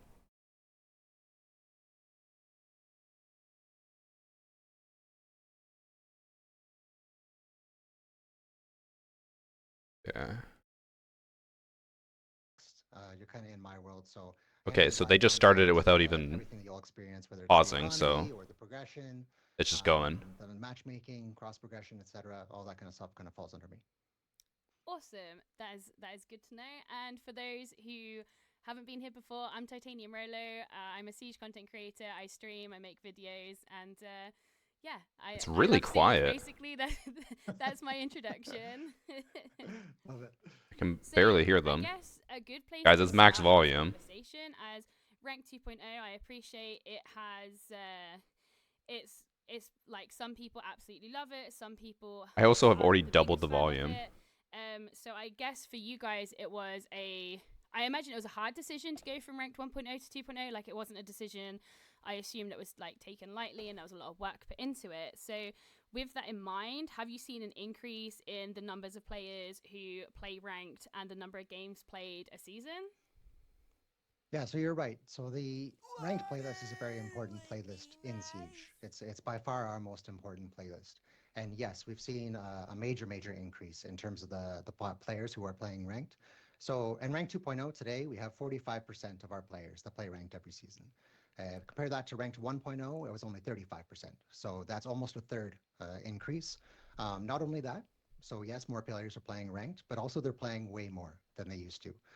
We used to have placement matches in ranked 1.0, and there would be a very large population of our that would come in every season, play their placement matches, get whatever position they ended Okay, they up, turned them up. and then they would leave and likely come back next season, we would hope. But now we see them playing longer. They stick within ranked longer. It takes them longer to get to, say, gold, for example. They on average takes about 50 matches for a median gold to reach that rank. And then that bleeds into other playlists as well. So that means more people in quick match, more people in standard. As people are playing longer per season, then all playlists benefit from that, but especially ranked. Okay, awesome. And I guess I definitely am one of those players. I can't lie. In ranked 1.0, I used to play my 10 placements, place in diamond, and then not play again. It was too stressful. Yeah, but also you risk dropping, right? Like that's how it happened, right? So you'd place, you'd say in your case you get diamond, and then maybe you'd want to get to champion, but maybe you just have an off season and drop from there. So it wasn't always the best feeling, especially for a lot of players that were positioning. Say they ended up in gold, and then they would just drop to bronze for the rest of the season, and that's not a very welcoming I wonder if experience. that's And it true. wasn't I an wonder if we enjoyable look up her experience for a stats lot if of she our actually used to population. never play Okay, ranked and now sure. plays it a bunch. And yeah, I gonna fully check. appreciate that as well, because I guess by playing your placements, you obviously couldn't place champ. So when I hit diamond, I was like, well, the next thing is champ, and I wasn't a champ, so I was like, yeah, I'm done. So that I'm not makes trying to call sense. her out, So but I'm I just think wondering if that's one like of a the most scripted pressing line. questions I've had in the comments when I've asked for questions for this is why was the decision made to have the skill side of the MMR hidden? So skill is just like the MMR, the old elo that we would display in ranked 1.0 was a matchmaking value that you would be matchmade on. But with rank 2.0, the reason why we did want to separate the rank and the MMR itself is that we knew we could do a lot with matchmaking in terms of improvements. And I'd love to talk about that today.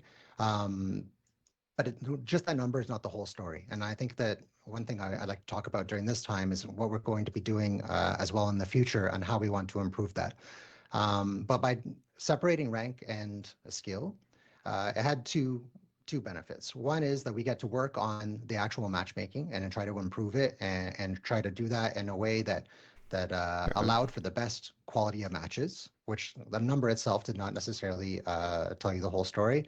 And the other one was adding that sense of progression. So instead of everybody, doing their 10 placements and then just kind of ending up where they ended up in the community, allowing people to kind of start at the, say, Copper 5 and work their way up to where they belong in the community. Okay, so I assume from this conversation that the hidden MMR, will that remain hidden in the future? We currently don't have plans to bring back the MMR value as is, that skill value. But one thing that is true in rank 2.0 is that once the rank and the skill get on top of each other, so like your rank has now kind of caught up with your skill, you start to see that you get the same amount of points for a victory as a loss. And so you kind of bounce in between there. So if I'm getting, say, plus 20 for a win and minus 20 for a loss, like you've converged is what we call it. That's your conversions, where your rank and your skill have kind of met each other. So there's probably options and opportunities for us to try to make that a lot better, and where you're going to converge, or how far away from conversion you are, or where do we think you're going to end up. But just that number itself, it's not the whole story, because that number is constantly evolving, like That's not true. that skill value. It only If you're changes losing, it's after the dropping, season's and over. ultimately it's meaning that you can't go as far within the ranked ladder as you maybe previously could before that loss. And as you're winning, it also goes about. So maybe there's something we can do with the idea of conversions, kind of showing you a little bit about moving forward or moving ahead and where your potential ends up, or dropping downwards if you're going on a losing streak. So we think more about it as kind of bringing that to the forefront, rather than just bringing back the number. Okay. So I guess with that in mind, how can players know that they're improving with their rank? If they can't see their skill level physically, how can they tell if they're improving from season to season?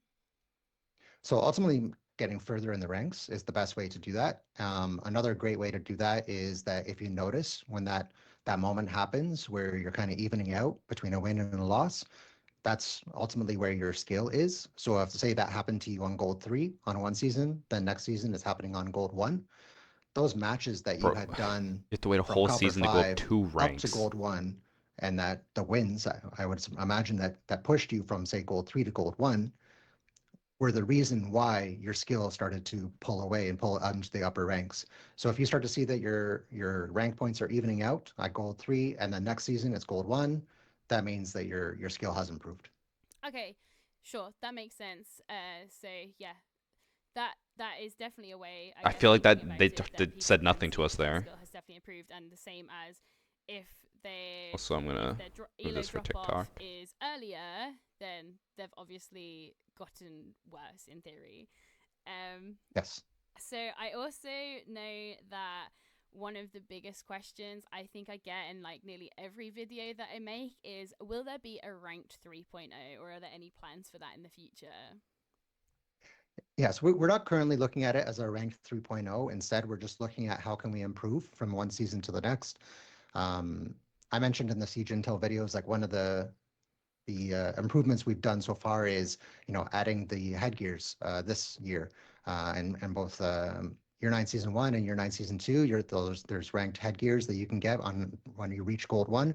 These are the little improvements that we're going to be doing. They and act like that's a whole improvements new thing coming with Rank in 2.0. Season They could have 3, done that with Season Ranked 4, 1.0. and even into Year 10. You didn't need to change Hidden where we're just going to MMR be continuously add improving the headgears. ranked playlist, and we see it more as like, how do we continue to improve it? How do we get it better? Does it mean UX improvements? Does it mean matchmaking improvements? But we're not kind of holding on to a bunch of fixes and then kind of saying, hey, this is ranked 3.0. Instead, we just like to naturally involve it and try to make it as best it can be. Okay, so I guess following on from where you said about like the headgears that come, I believe that it's gold 1 this season. Gold 1, yeah. And I think I assume it's gold 1 next season. It will be, yeah. Is it always going to be gold 1, or will that change over time? For now, we're leaving at gold 1, and actually, this could be a good time. I know I feel like there we are talked better about questions that displaying could be the asked. hidden MMR curve, so we're happy to show that today. So in our designer notes, we shared the rank. I guess people who are below the rank gold 1 care distribution about is where that. people ended up as, which rank they ended up getting to. But today we're showing the hidden MMR distribution. So I will bring that graph up now. Yeah, thank you. So I think like one of the key parts is there's a lot of players that have the skill of gold 1 that are not necessarily reaching gold 1, just because they're playing their X amount of matches and they're saying, hey, I'm playing through copper, I'm playing through bronze, and this is where I'm going to go. But they could get to gold 1 because their hidden MMR is there. And again, the reason why they are there is because we no longer reset skill. Previously in ranked 1.0, we were doing what we called soft resets. Soft resets meant that we were actually bringing the top end of the community into the center of the bell curve, and the bottom of the community into we didn't bring it into the exact center. It was basically there was an algorithm which brought people closer into the center from the top into the bottom. And then what would happen is that the whole community would kind of be shuffled. So champs now all of a sudden are sitting in plat with their actual skill value that was shown, and their playing plats, because that's how the matchmaking was working, and then they would just slowly go back to champs. That's why a lot of players would say, "Oh, I'm going to wait the first few weeks of a new season in ranked 1.0 because they didn't that shuffle made it the matchmaking really kind of wonky." Some people enjoyed it, some didn't as much. But what you can see now with that hidden MMR curve is that it's more of a bell curve than say our rank distribution is. And we do have a cap on on how far you can drop. We don't let you drop too far, or else you just end up in really it's tough for you to find a match in matchmaking. So we don't let you fall too far, but we do get a lot more granular So you reset? into the top end. So we let the diamonds and the champions and stuff start to get into the smaller numbers. And I did see a question about like why is there more champions than in the diamonds?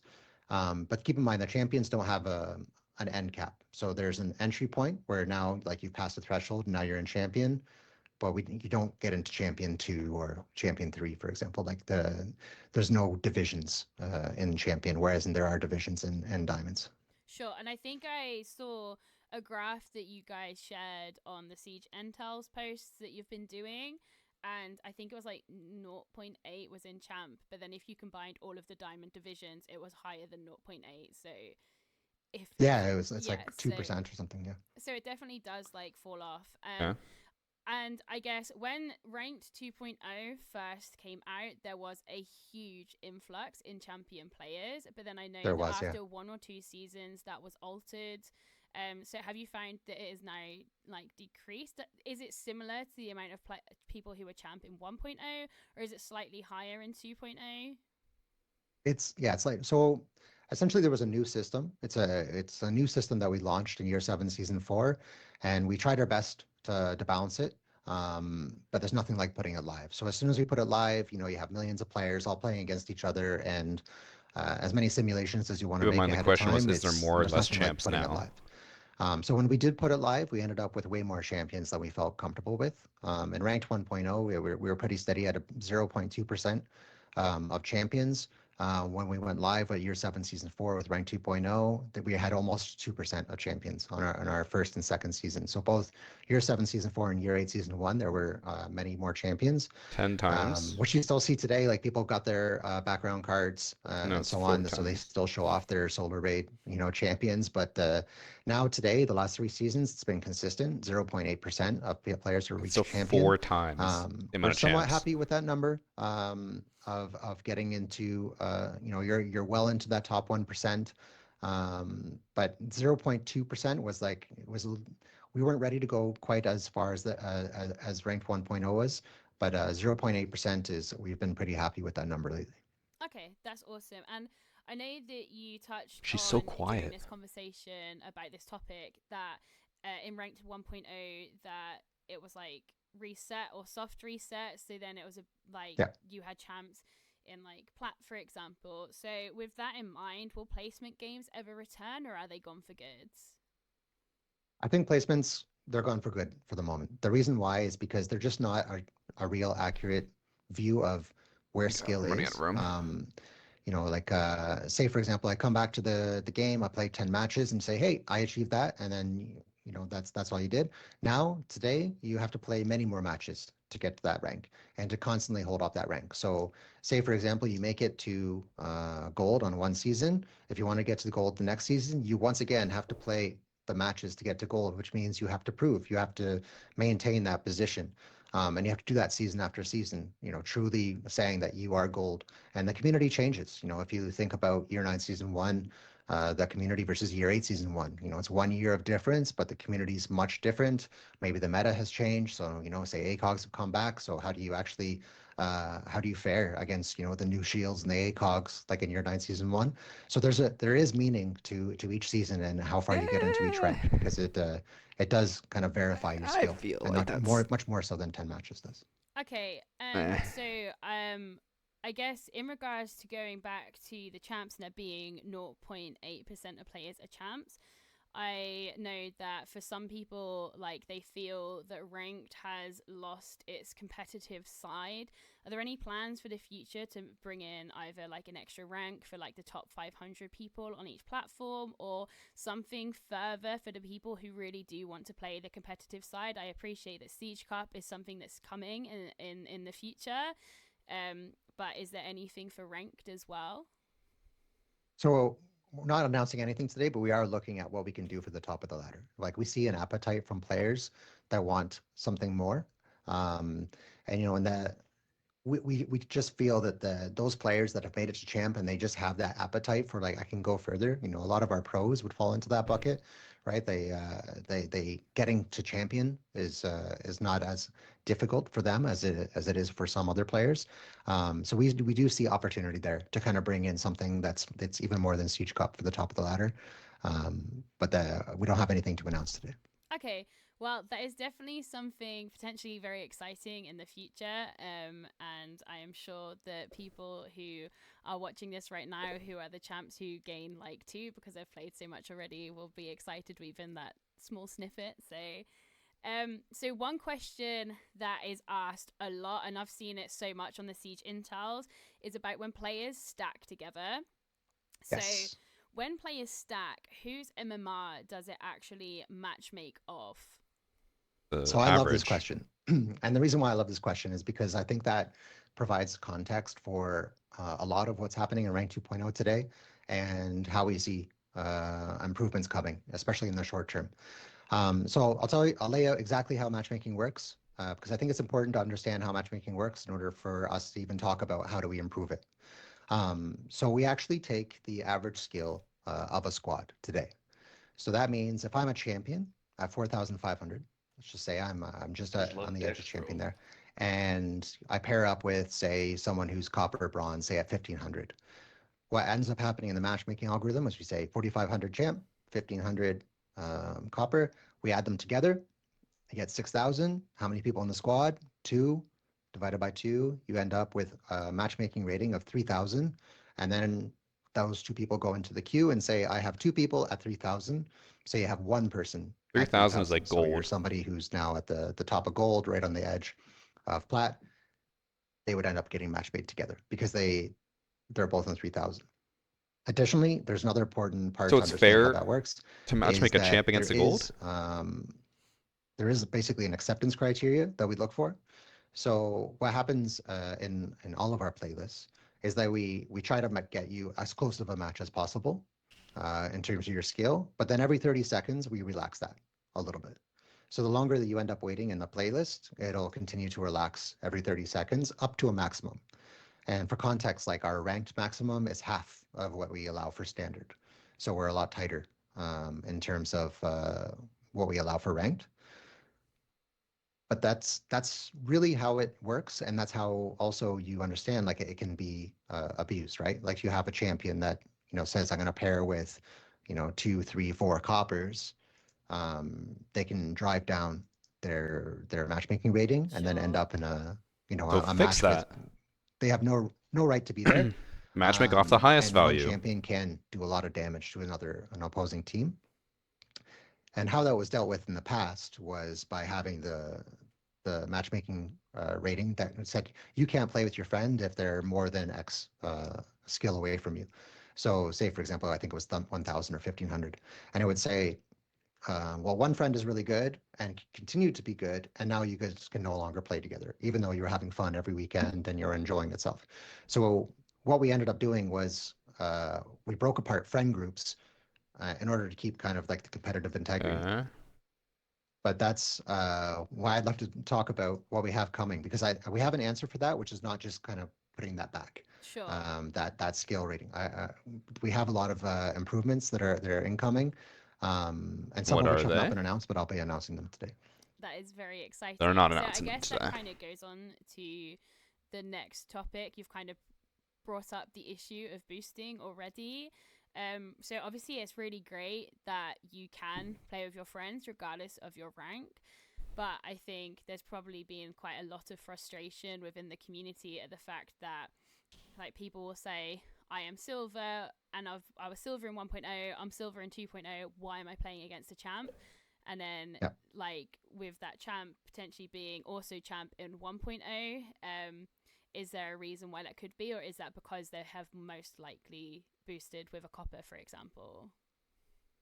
Yeah, Okay, that was well, a there's confusing multiple question, reasons. but One is, maybe I was previously a champion and then I haven't played for a little bit, so there's been a little bit of decay in their skill, so therefore they end up we don't actually have skill decay, but maybe they just don't play as well as they were in the past, and then they've dropped rank, and then that's why they are in your lobby. But then of course there is the boosting aspect. So yes, maybe they paired with other players that whether they found on looking for a group or something like that where they ended up boosting. no skill decay. So Means if in you regards to go AFK for a month, boosting, so you kind of you don't lose your that skill. there might be something in the works for this. Do you guys have a plan to try and help prevent this in the future, to stop that one champion going into a lower lobby and being able to basically ace every round because they are the superior player in that situation? So yes, is the short answer. We have three things that are coming, and I think I'd like to get into the details of all of them. So the first I'll mention is skill initialization, which sounds like it's it's for onboarding, it's for new players, but actually it affects global matchmaking more than you might expect. So what happens today with a player? They go into ranked for, say, the very first time. They get initialized in the center of the bell curve, and in the skill bell curve. So what ends up happening is they end up in matches with golds, with platinums and silvers, when they have no reason to be in those lobbies. So what we're going to be doing is with skill initialization is we're going to be looking at the 50 hours before they played that ranked match, their performance within 50 our hours, other 50 players, such as levels. standard and quick match, and using an algorithm which basically sets a new starting value for those players. And again, it ends up affecting who's on your team. So there's a lot of time where you might say, I was playing a lobby and my teammate didn't even seem to know where they were going, or I was making callouts, they were not reacting to my callouts and didn't seem to know what the operators were doing. Well, they might just Where's my be eraser? still relatively new to the game and we initiated them incorrectly. So now with the new skill initialization feature, that will actually cause those players to kind of be less likely But is to be that in the out lobbies, or is it especially not at the out? higher ranks. I don't think they said. The second that I wanted to talk about is dynamic matchmaking. So dynamic matchmaking, what it actually is currently today we set all of our matchmaking values in terms of like who we accept within your match in terms of the skill difference. We set one value for everywhere in the world. But what dynamic matchmaking does is it allows us to start doing very focused acceptance criterias for who belongs in your match based on the popularity of that region. So let's just What? say you're playing in North America at 8 p.m. at night. You'll end up in a very populated time, so that we can be a lot more strict in terms of who you get match made against, meaning that you're less likely to kind of just run into those of further ranks. But then, of course, the alternate could be true if you're, playing in a low populated region in the middle of the night where there's less people. That again, that dynamic matchmaking can kind of open that up and make sure that you're not waiting forever for a match. You can still play ranked, but it just might be a little bit looser with the matchmaking. But that dynamicism is something that's going to bring us a lot of control in terms of not having to say, well, of course we need to set it for this Okay. acceptance criteria, because what about these other low populated It regions? goes based off Now we can be a lot more population. specific. So both of those two that I just I talked just about, love skill decks, bro. initialization and dynamic matchmaking, were technically already announced. We announced those at the reveal. What I'd like to talk about additionally today is something that we have coming over the next few seasons. Is called Phantom Player. So it's the first time we've talked about this. We've been working with our data scientist teams for a long time, trying to figure out how to ultimately address the issue of, as you mentioned, boosting, or how to play with, why am I in gold and I play with a champion? So what Phantom Player does is it adds a sixth Phantom player, so not an actual player, but like a mathematical value to each team. And that's the value, how much that value will be worth, depends on multiple criteria. So one is the number of players that are within that stack, within the squad. Okay. So if there's like one player playing with like two friends, so you have a squad of three, it'll say, okay, there's three players in the squad. and then it will take their skill. And so, Okay. is one a champion? Is one a copper? Is one a gold? Depending on what their overall skill is, that will determine also how much gets added. So we have 3 players of this skill. Going to add this much weight in terms of their overall stack. But then there's another value, which is what we call the delta. So you have a champion playing with a copper as an example. That What? would be a very large delta. Like the champion's very Oh. far away from the copper. Sure. So the more that there's a delta, the higher value that will also get added to the phantom player. Okay. So based on the number of Oh, people they're within the weighting stack, it. what ultimately their skill is, and the difference within their skill will add a value to that stack. And that means that if I'm a champion pairing with coppers, say I pair with like 3 or 4 coppers to really drive down that average, that will no longer work because you'll end up Should've having just started with multiple that. people in your stack with a total skill and skill disparity that's quite high, which will boost the amount that will add to your squad and what the weight of that squad is. So that way you'll end up playing and getting harder lobbies. Sure. So in that situation, the phantom player, say it was a champ with coppers and you add in like the sick phantom player. So if there's like a huge difference in the delta, that phantom player would potentially be like diamond, for example. So then their enemies or the opponents would be like diamond level lobbies. So the coppers couldn't cope, for example. That's the thing, is that the champion right now is pairing with coppers to bring themselves into an easier lobby, right? So they can get wins and they can kind of keep stacking their wins against each other. By trying to do that with the phantom player solution, it'll mean that they'll actually put them much higher into the community. Meaning that if you I don't know how are that works. in a natural situation, so you have a friend that has low skill and a friend that has high skill, that low skill player is going to be playing in a higher skilled lobby. So Delta's Whereas today, the 3,000. higher skill will get brought down into the lower skill lobby a little bit. Okay, so that's a really exciting thing that's potentially coming soon. I think I understand. Is coming in the future. Yep. And then I just had a question about the skill initialization that was the first good thing they've mentioned said at the today. beginning of the 3 things. So you said Yes. that like with the new players, obviously they don't belong in the center of the bell curve, so they don't belong in like silver or gold.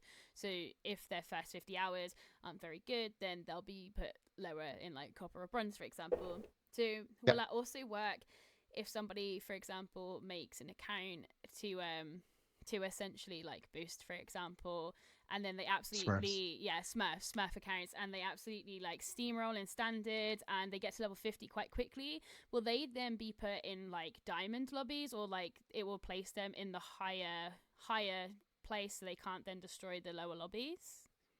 It'll depend on their performance, but yeah, they'll be now to the right of the bell curve, depending on how much they perform. So yeah, they wouldn't necessarily be initialized at gold anymore. Instead, now they could be initialized at plat and potentially even diamond. Okay, cool. That's so like all 3 of these things combined, it sounds really positive and great to combat Smurfs and boosting. So this is very hopeful for rank 2.0. So thank you so much for sharing that with us, because I understand that I am now. personally very excited by this. So I'm looking forward to see how this plays out when it comes in. Yeah, and thanks giving us the opportunity to talk about it, because yeah, it is a complicated subject. Matchmaking is a complicated subject, and there's a lot to it. It's not just like, hey, here's your number, this number and that number, put them together. It's a little bit more complicated than that. But that, the conversation like this gives us that outlet to kind of have a more deep conversation about it. Sure. And I guess whilst we've been talking about the hidden MMR and the skill, what actually contributes to that? Like, is it purely based on wins? I'll explain that on after. KD, or is it based on overall points? And I guess a follow-on question from this is, if KD does affect it or points do affect it, is there ever any plans in the future to give more points for like playing objective more? Because obviously some people have like a 0.8 or a 0.9 KD, but it doesn't mean they're bad players, but they actually like play objective and support and things like that. Yeah, exactly. So the only thing that goes into skill right now is the win. Okay. We've looked at a number of different values such as kills and, as you mentioned, KD and the so win-loss on, is but the only nothing thing that has matters. proven to be a predictor of success. KD, you could have a like 10 KD pure and wins they don't care. Is the absolute best way, and You have a 90% win rate. That's all that matters. 2 aspects in the skill. So there you have your actual number. your skill value. But then you also have something called the sigma, which is our confidence rating in terms Sigma? of like how much we believe that our number is right. So that's that will determine how many points your skill fluctuates. So does it go up? Does it go down based on a win or a loss? So if we say we have a high sigma, which that means that we don't have a lot of accuracy on you, and you take a win or you take a loss, we'll adjust you by a lot because we'll say, okay, well, That's exactly how rank we gave you a 1.0 match of worked. say 2,500 and you won, so maybe we should try putting you much higher and then see what happens. And that's kind of like an Bro, automated this looks like the process in the ramblings of sense a that crazy person. the This is more all we my get, notes from this so we learn far. about you from your wins and your losses, that sigma starts to understand, oh, maybe you belong here. And then we'll start to find your position within the community, and you'll get more or less, excuse me, you'll end up losing or winning less because we start to believe that this is roughly where you belong within the community.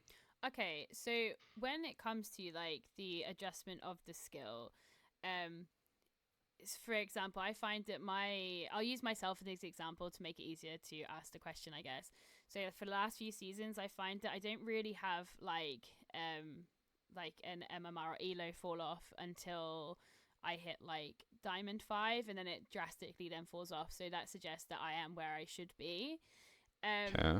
So say I went on a massive losing streak, would it reflect live in that season that I will then start gaining a lot less, or does it wait till next season? So the and then, skill for example, update I'd mid-season start or losing post-season more is what in she's Emerald asking. compared to Diamond this season, if that makes sense?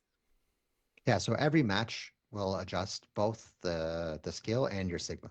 That's bullshit. Every match. So say for example, there with Elo, it has like an idea about whether or not it believes you're going to win or lose. So it'll say, let's just say you're in your actual situation. Say you're at Diamond 5 and you're in a match, and it says, chances are you're probably going to win this match. That's part of Sigma. Sigma is basically almost There's no predicting, way that's like true. making a bet on you and saying, I think you're going to win. And then let's just say you lose. So you surprise the Sigma, meaning that it starts to say, well, maybe I'm not as confident as I thought I was. And let's say you lose again. And then that will continue to happen and your Sigma will grow, meaning that the amount of points you could lose on each next loss will also will make you lose more. So what ends up happening is that, yeah, even in that season, let's just say you're Diamond 5, usually you're Diamond 5, and you start going on a big losing streak, you might not make it to Diamond 5, or it might be much harder for you to make it to Diamond 5 in that season because it's all in real time. It's happening all the time in every match. That makes sense. So Which that's sounds good to awful. know. So now I can be more sad when I lose.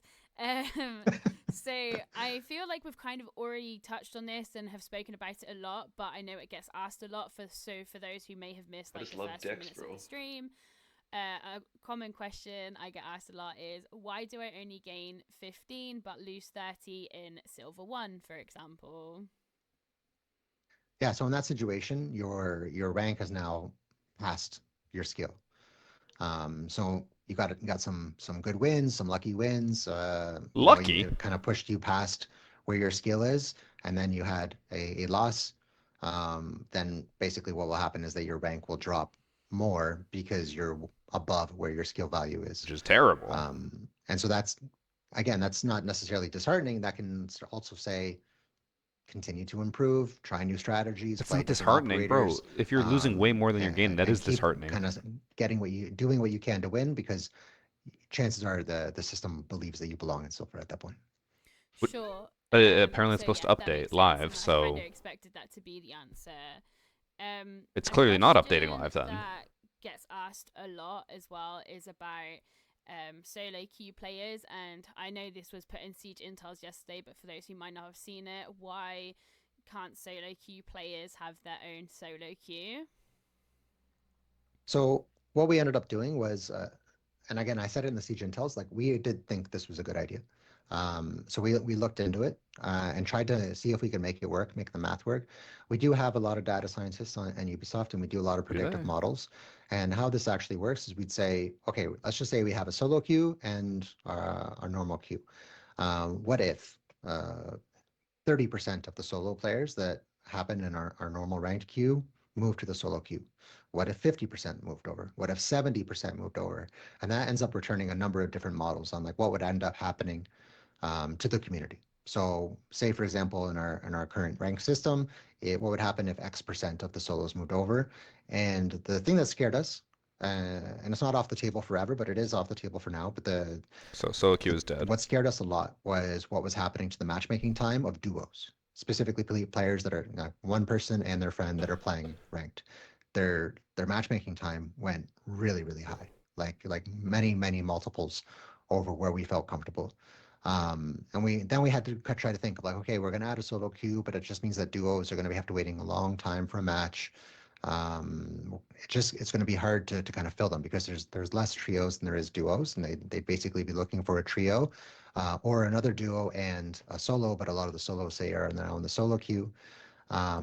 We also started playing with the idea about like, well, if there's less solos, then maybe you have to get rid of quads. Like maybe a 4-stack can't exist anymore. Yes, that's good. Because we won't be able to serve those players, or maybe we'd have to label it and say, hey, expect very long wait Oh, that's times if you're perfectly playing with fine. Get rid of a 4-stack. fours. Quads are But we just kind terrible. of kept looking at it and say, you know what, the I just time is love not decks, right. bro. Let's That's what keep Valorant working on did. improving the matchmaking. As we talked about the Phantom player and the other improvements that we have coming. Let's focus on that. Let's prioritize that. Let's see if we can make better matches, and then in the future we'll relook at So they'll whether or only not we do want it to if they try can make adding matchmaking something like a better, solo which queue.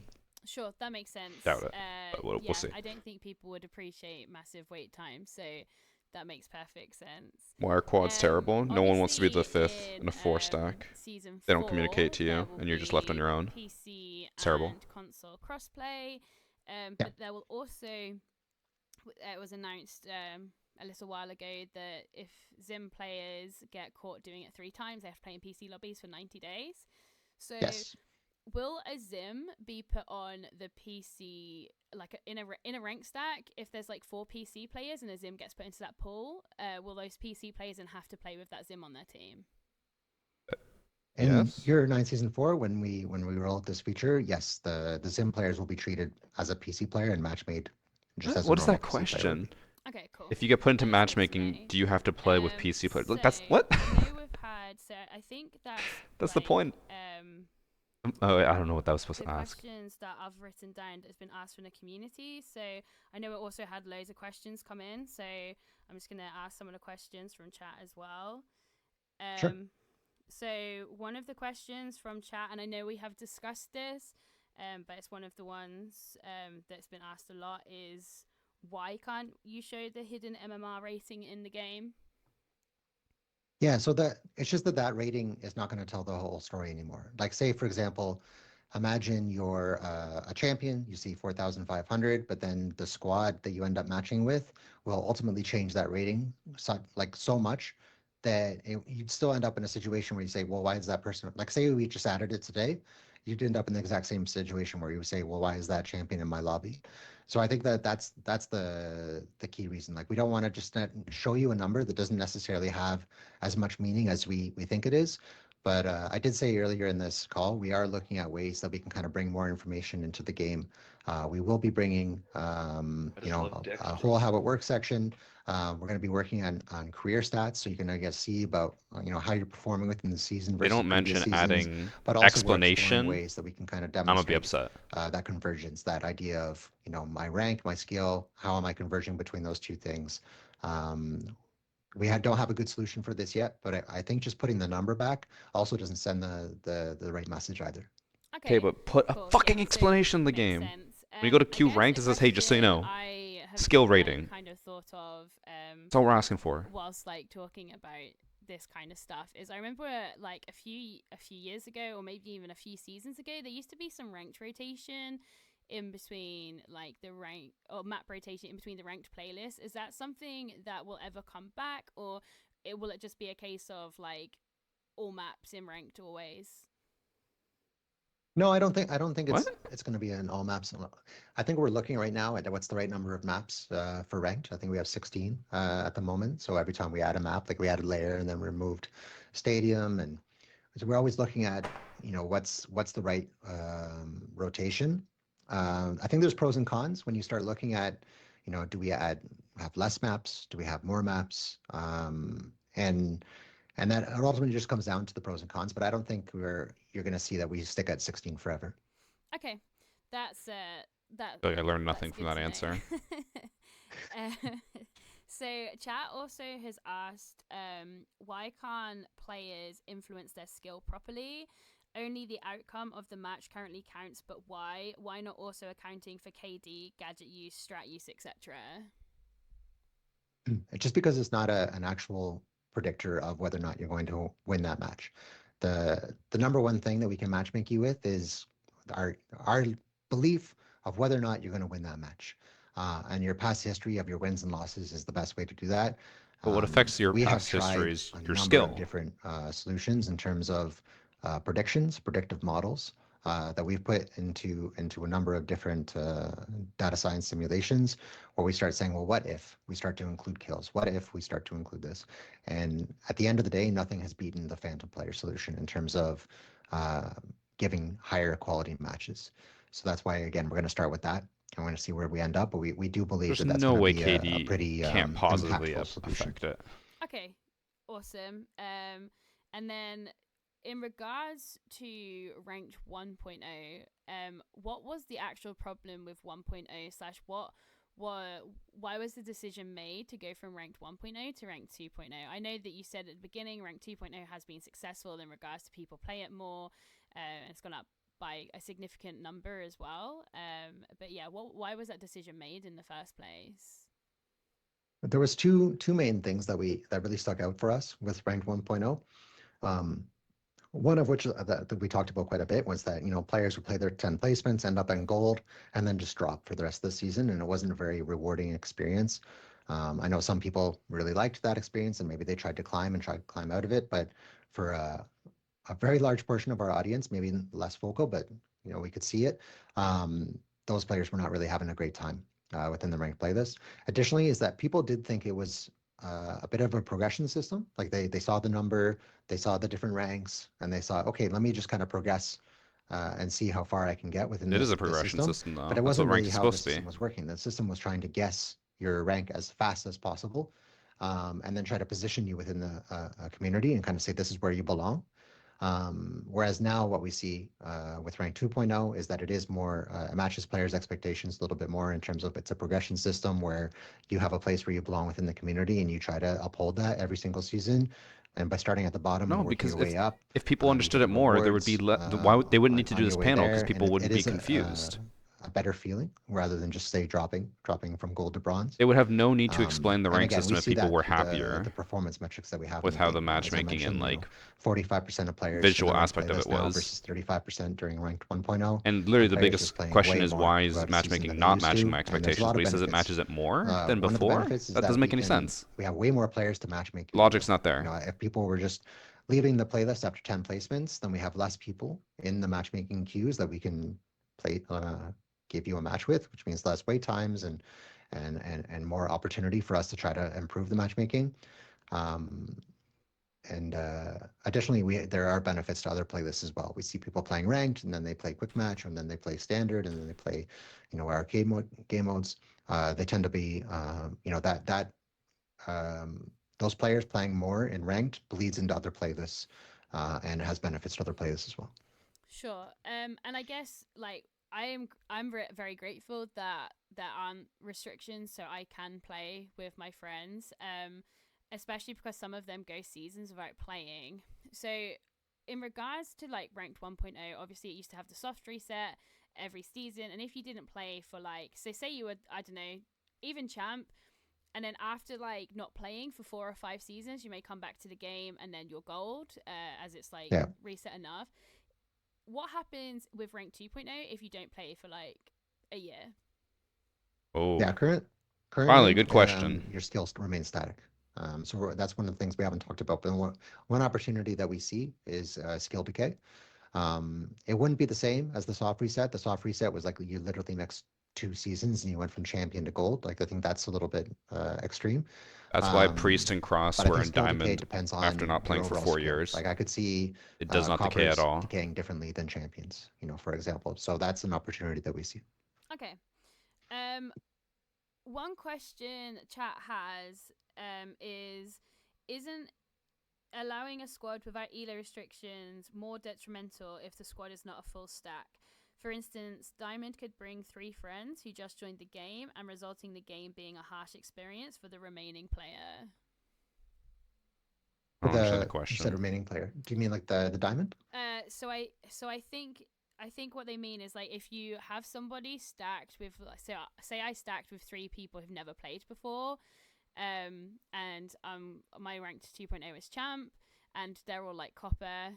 Okay. The other person, like the solo queue player on our team, will it be a harsh experience for them? That solo queue player would be still the rating of the squad. So say for example it's a diamond player with 3 coppers. So let's just say phantom player adds, I'm making this up, like 500 more elo to their team. Don't quote me on the 500. I'm just using it as an example. It would push up that squad, and ultimately the matchmaking rating of that squad. But then the solo queue player would still be matched based on their current rating. So that solo queue player should be able to handle that squad, that difficulty, that matchmaking criteria. Sure, so they'll be like the phantom player level. So in theory, there'd be Right, like 2 exactly. diamonds against what I assume would be the equivalent of 2 diamonds and 3 coppers on the enemy team, but it wouldn't just be like a low level team. No, it wouldn't. Okay. Phantom player addresses the differences that happen I feel like in the MMR the issue is the rating question was when asking about players the squad current up. system, and he's That's answering it in their focus of new Phantom system player. that's So not solo out queue yet. players would remain untouched. Okay, that's good to know. So the answer doesn't mean anything because Sorry, I'm we were trying to asking repeat about right questions so I now. can't He said read Phantom the Player's chat. not out yet. Right? So I guess we've kind of touched on this point. But one question that's been asked a lot is, why are we getting less elo from winning at a certain point? Doesn't it prevent you from leveling up? And how do you raise your hidden skill level? Yeah, so I think that ultimately is winning matches that we expect you to lose. That will be the honest answer. Is that if your skill is changing every single match, like even if you only win a little bit because we expected you to win, it's still changing. But let's just say you end up in a match where we think, oh, you're probably going to lose this match just because that's the way that the criteria worked. And then you win that match. That would be a great way to get a lot of hidden skill.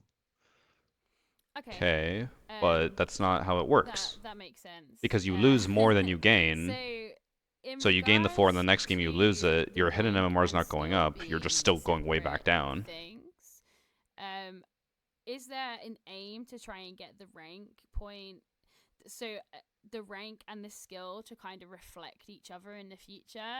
As I know that some people feel that if you play enough games, even if you're not great at the games, you could still hit champ. I mean, I know people who are genuinely like hard stuck in bronze, like they genuinely can't get out of bronze because their fall off is, as soon as they hit like copper 1, their fall off is then bronze, so they struggle to get out of that point. But some people do say, and I've seen it in the comments, that they say that anybody can get to champ. No, that's really not true. It's really, really not true. Like you even mentioned, the player that's getting plus 15 2%. minus 30, right? Like those are in silver. I mean, like those are the players that are getting hard stuck, and that's matching your rank and your skill and kind of saying, hey, this is where we think you belong. Prove us otherwise. But even if you just prove keep them winning matches otherwise, and say you're that silver, like no, just you keep won't get to champion. deranking. What is happening, which we've owned up to today, is like there is some boosting happening in the rank 2.0, and like that is true, that there is boosting happening. But no, not everybody can get to champion if you play enough. You'll get hard stuck, as you mentioned. Sure. Okay. So yeah, that's also good to know, as I feel like from my perspective as well, knowing that only 0.8% of players are in champ, I think does prove that obviously not everybody gets to champ. Like, fair enough, it's increased. Yeah, well, no one's saying everyone does get it. They're saying everyone can get it if you play enough. Of players are champ, so.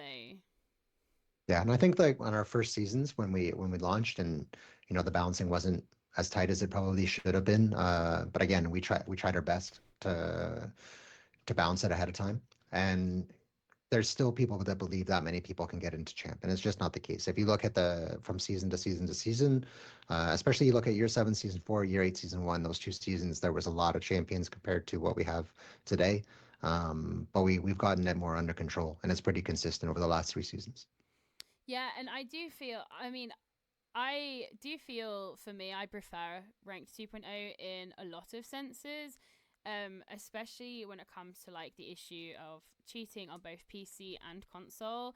There was nothing more demotivating than getting into a game against 5 cheaters and then having to lose like a whole rank basically because I faced cheaters.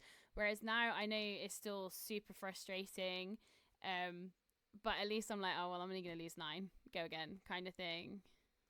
Oh, Yeah, and we have the demotion shield as well. You know, it means sometimes you just got that rank, and then you know in ranked 1.0 you lose it immediately on the next match potentially. Whereas now we kind of give you a little doesn't bit make of any protection, sense. get 1 match protection, say okay, well Because try again. he says it updates See if in you real can time, keep so if holding you on to lose this. that So match, then your hidden MMR is is a little going bit, down. Sure, you lose a little bit of elo, but your hidden MMR is going down because you lost you know, to cheaters. those demotion shields just like account for a little bit of quality of life and So in it's terms just of the a way visual that you thing, but experience the season. factually behind the scenes, Sure. it's still just as bad. So sorry, I've got so many questions coming in from chat right now.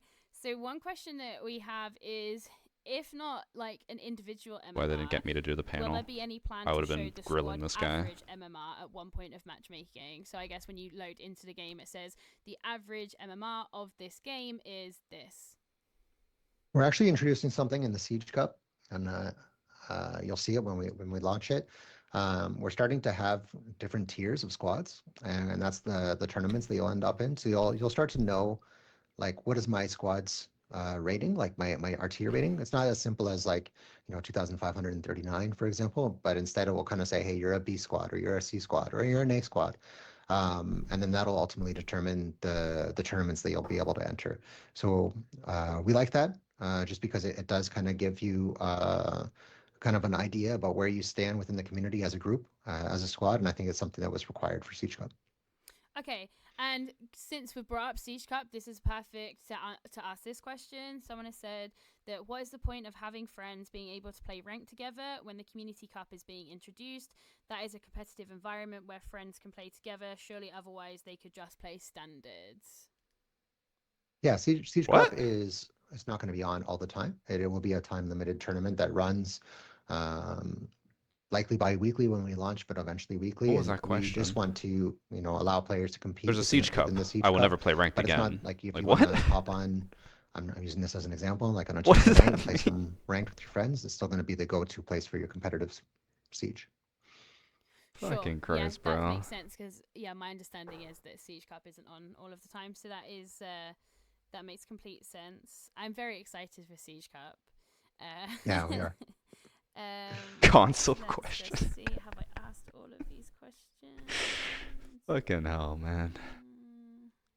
Guys, my whiteboard's basically full. I have written notes about everything, and I have like no more room other than down here. 1.0, you can see We got a lot to talk players' about friends after in the this. game. Is that something that can come back in the future, or will that ever come back in the future? I didn't hear what she said.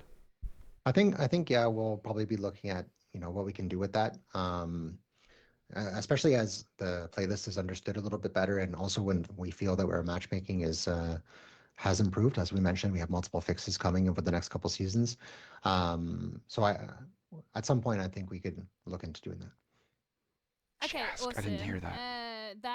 That's good to know, because then I guess No when one chat now. when that does then finish, and I don't know, you feel like it was like a tough loss, or you could see that actually it was like an average game, or if you feel like you got destroyed, then you'd be like, okay, fair enough, it makes sense.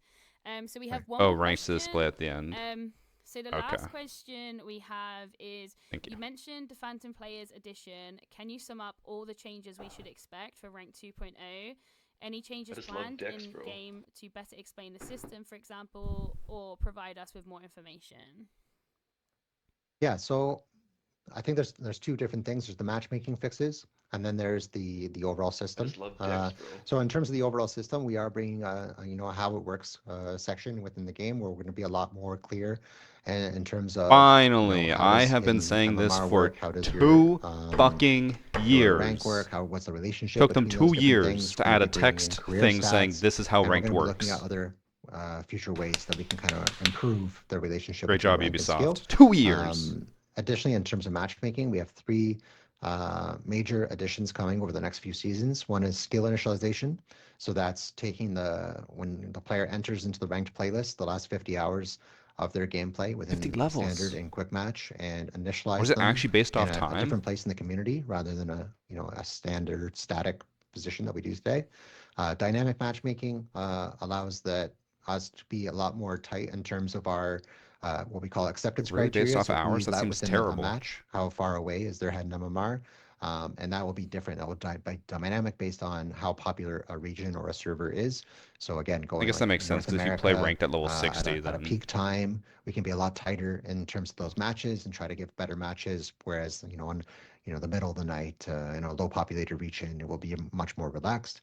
And then Phantom Player, what Phantom Player does is it adds a sixth player mathematical value, and it says who's in a squad. So if it say it's a squad of 3, there's 3 players within the squad. What's their MMR and what's the delta of the MMR? So what's the difference in MMR within that squad? And then it takes all those variables and then provides a new this is the one value good that gets change they've added to their mentioned so matchmaking far. rating. And so that'll basically bring the champions away from the copper lobbies. Okay, awesome. So these are like super exciting things coming in the future, and I am very excited for them. I have a lot of hope for Rank 2.0, but I know that this conversation isn't fully over. This is all the time we have for questions in this, but I'm aware that there is a second session coming. Yeah, so we're having what we call a fireside chat with a number of different content creators. We're I gonna got once invited again to be able that. to get into the weeds a little bit with content But creators I will asking not their be doing it. questions. We offered a lot of information Because today the as well timing with the was siege just intel. So bad. excited to hear what questions come out of our content creators and what they would like to ask us and how we can help provide a little bit more clarity on Rank 2.0 and what the future is. Awesome. I'll Well, explain why not Christopher, in a thank you second, so much for once your this is time over. today. I really appreciate it, and thank you so much for sharing this. And for those who may not have caught the beginning of the stream or who have just tuned in, I will share this full Q&A on YouTube tomorrow, and I'll get that shared around. I'll also break it up into short form on TikTok as well for those who want to just see the highlights, who don't want to watch the whole thing. But yeah, Christopher, thank you so much for sharing this new stuff with us and also clarifying Ranked 2.0, as I know that there's been so many questions about it since it has released. I just love Yeah, Dex, thank you, bro. Rolo. I really appreciate the opportunity and thanks for being our host. No, it was my pleasure. I really enjoyed it. So with that, I will bid you all farewell, and I hope you all have a great evening or day. I just love Dex, bro. Oh, stream's over. Okay. So, to explain, because people are asking. So I did get invited to that fireside chat, but I don't want to say what time it's at or what day it's at because I don't know if we're allowed to say that. But it's basically, 1, during stream time, and 2, the day of the new season. So I was like, and we're not allowed to stream it or record it. So I was like, I'm not gonna cancel stream on the day of a new season to sit in a call and ask like one question. Like, that doesn't seem worth it to me. So I will not be partaking in that fireside chat. Hopefully other creators who aren't on a stream schedule like me will be able to participate and actually ask good questions. If they were to change the date and time of when they do it, I would 100% participate, but I am not missing a day 1 of new season stream to sit in a call for an hour.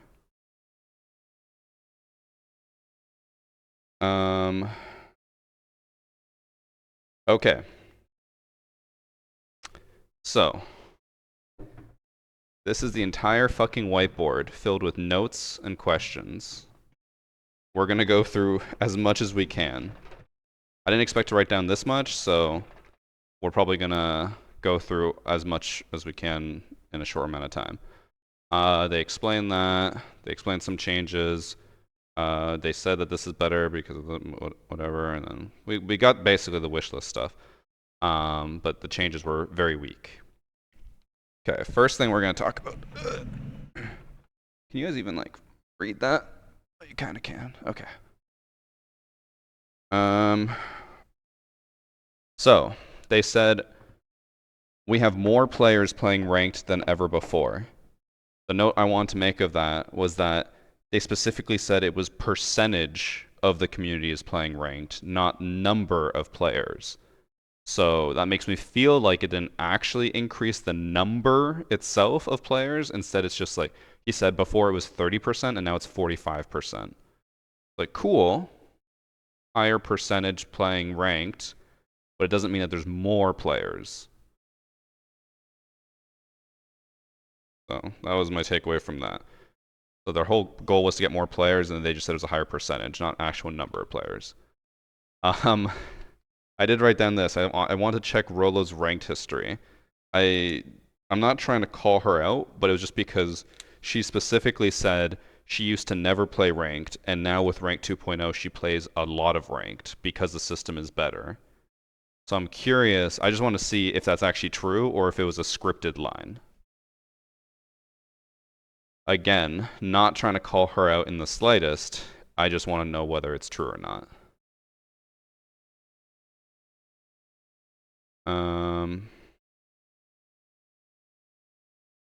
Oh, she has like no videos.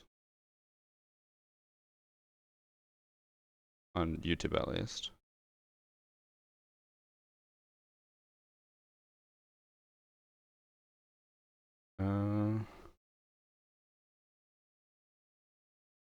I don't know how to find her account.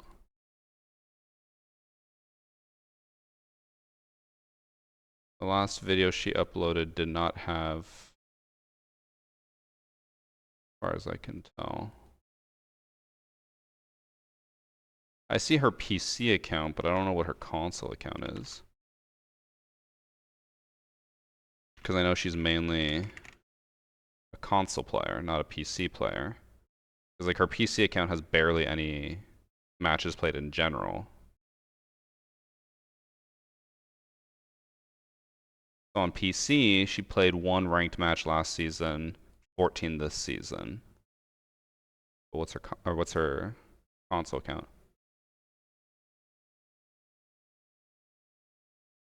She is champ. Well, what's her name? I just want to see if her number of games changed from console or on console, because again, she's a console player, so I'm not expecting her PC account to have crazy amount of games. I want to see her console account. On console, it's Titanium Rolo as well. Okay. I don't know if that's Xbox or PC or PlayStation. Find out. Okay. I assume this is her. Why does it say TRN? Same level, right? Yeah, 380. Okay, so this is her. Alright, so that actually was true what she said. She used to never play ranked at all, and then once they changed to Ranked 2.0, she only played ranked, or played a bunch of ranked. So, credit that wasn't actually a scripted line. I just wanted to make sure it wasn't.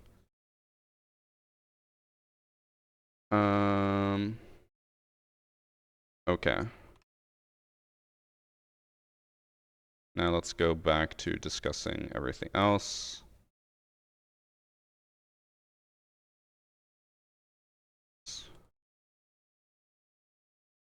Okay. So that turned out to be true. I'm already forgetting half the stuff, or like why I wrote half this stuff down. They mentioned that the hidden MMR is not going away anytime soon, which kind of sucks because I feel like majority of people, especially you guys, probably don't like that matchmaking is based off of your hidden MMR. It really sucks that it is. I'd rather it be my visible MMR. But it's not going away anytime soon. Okay, so one thing that was confusing, and I mentioned it in a couple different parts here. They said your hidden MMR is constantly changing. They said it is not based off of season to season. They said it is each match will change your hidden MMR. So here's my issue.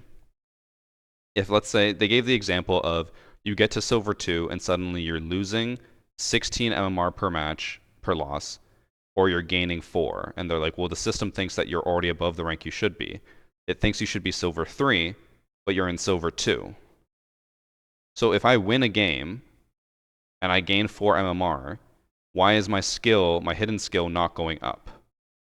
He says it changes every single game, but clearly it doesn't, because if it did, I would get, you know, even amounts of MR in Silver 2, but instead it's still just like, no, you belong in Silver 3, and it's trying so hard to pull me back.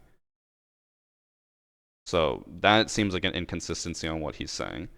And then he also mentioned down here, which was annoying, he said, if you win a few games above your rank, you either had good games or you got lucky, which makes me feel like the system, if you win in a match that you probably weren't expected to win in, it just assumes you got lucky and doesn't actually increase your hidden MMR.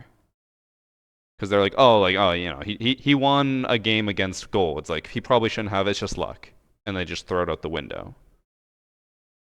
That seems dumb. It should never be calculated based off luck, which then ties into the other thing we talked about over here. Win-loss. They said the only thing they calculate when looking at your hidden MMR is your win-loss. KD does not matter. Objective plays does not matter. What you did, communicating, pinging, doing anything, none of that matters. The only thing they look at is win-loss.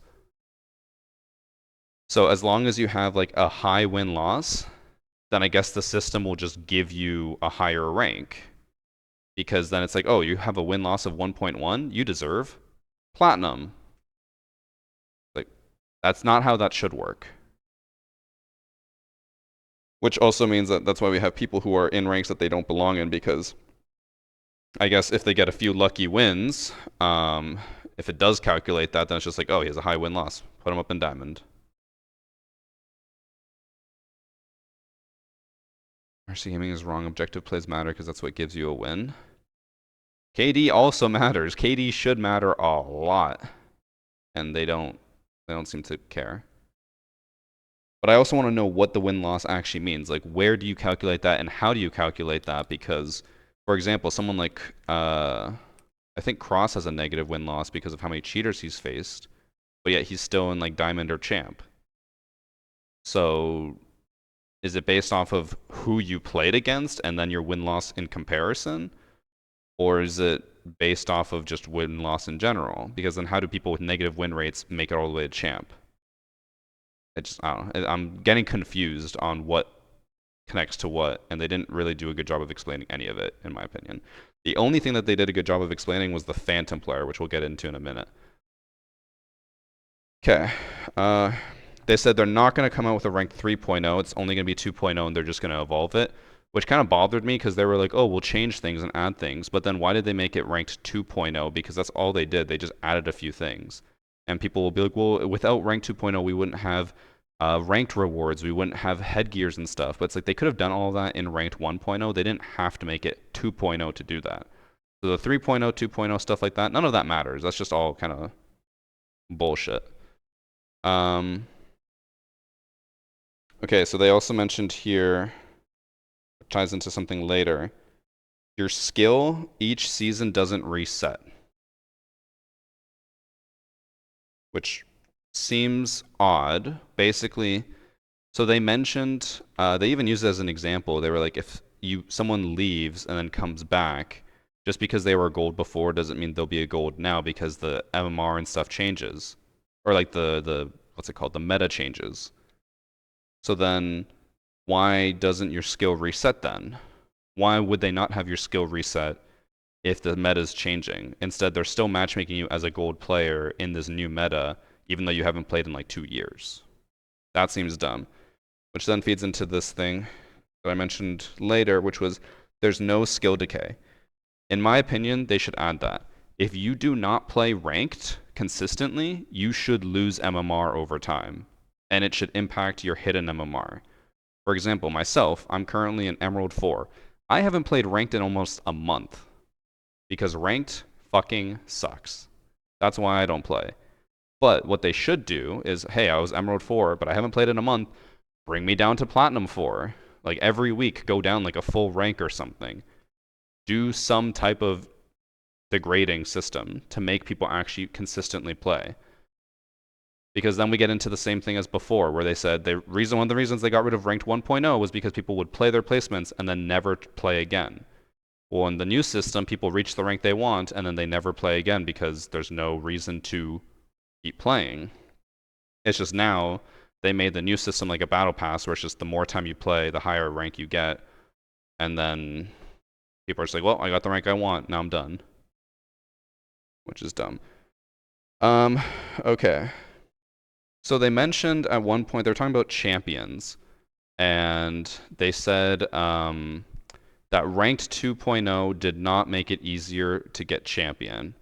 Yet, in the first season of ranked 2.0, there were 10 times as many champs as there were before. He said before ranked 2.0, champs made up 0.2% of the total ranked population. After ranked 2.0, it went up to 2%, 10 times the amount of champs. And they said, but don't worry, we've contained that. And then now it's 0.8%, which is 4 times as many champs. Which people might think 0.8% is not that much, but I think that's a lot. Champs should be like the top 0.1% at most. Now, to be fair, there is the factor that I believe before rank 2.0, champs were limited to the top 1,000. So there was a hard cap of how many champs there could be. Now there's infinite amount of champs. So, well, that just seems dumb. No. No. The marker fell on the floor and made a mark. We're good. Okay. They did mention that placements are gone for good. We will never get placements back. I personally think that they should bring it back because much like how we mentioned how skill doesn't reset ever, I think placements are a good way of making players learn what their skill is in whatever new meta. If you don't play for like 2 years and you just come back in, the game just puts you right back where you were. You probably shouldn't be there. You should probably have to do placements again to find out where you belong. Personally, I would like a compromise. Ranked 1.0, you have to do placements every single season. What if in the new system, you only do placements if you haven't played in like a year? Hey, you haven't played Siege since 2023? All right, get into placements. They're going to be shitty lobbies that you're going to be very lost in because it's going to be people of all skill calibers, but then placement system will make you play 10 games, chuck you into the rank you belong. Something like that. But then that would also require them to not start you at Copper 5, which I don't think Ubisoft will ever get or back off of. They want Copper 5 to be the starting point no matter what, which is stupid. They also mentioned here that right now they have no plans to add anything higher than Champ. They mentioned that they have noted that people want something more than Champ. There's a strong desire for something to grind for, but they said they are not adding anything. I already talked about this, but they mentioned how every single match updates your skill, which I think is bullshit. They did mention solo queue is dead. They will not add a solo queue playlist into Siege. So everyone who was hoping for something solo queue related, it gone, not happening. They said that when they made a solo queue playlist, duo queues could not find matches or their wait time was so long. So solo queue will never happen, which is garbage. Solo queue should be a thing. And then they mentioned how it affects other stacks. Just do what other games do and say, hey, fuck you. We'd prefer matchmaking to be better than to give you a fast match, which was a concerning thing. Throughout the entire conversation, it seemed like the biggest concern that he was having was that people were waiting too long for a match. I feel like, although I don't play many other games at a very high level because I don't play a lot of other competitive games, I feel like other games prioritize even matchmaking over queue times. Siege is just like, no, queue times matter the most out of anything. Because I know, like, League of Legends, if you're in, like, the super high ranks, people wait, like, an hour for a match. Which I know can seem ridiculous, but hey, at least then you got an actual good match versus Siege, where they're just like, fuck it. We want you to be waiting maximum 3 minutes. Also, I forgot to mention this right at the beginning, but I do want to mention it now. throughout this whole stream and all those things that we heard, do not give shit to Christopher Budgeon, because I can guarantee you that not a single person on the Siege team wanted to do that call, and he was probably forced into doing it. No one wants to be the face of talking about the shitty system that is Rank 2.0. So it's not his fault. He was probably just the one who drew the short straw and was forced into the position. So we're not blaming him, we're blaming Ubisoft as a whole. Oh yeah, I basically kept rewriting the same thing about skill over and over again, but here I mentioned skill is static. They mentioned that your skill, which also, this was the confusing part. They kept talking about how your skill rating is static, but also it changes every match. I'm confused as to where the truth and where the lie is. Like, is it static or does it change all the time? We're not really getting an accurate answer. They mentioned that they might introduce, or they will be introducing tier ratings in the future, which basically, it looks at your squad as a whole and just gives you a tier. So you might be A tier, B tier, C tier, something like that. I need to get my eraser, and then I'm going to show you guys something about the Phantom players. Where the fuck did I put the eraser?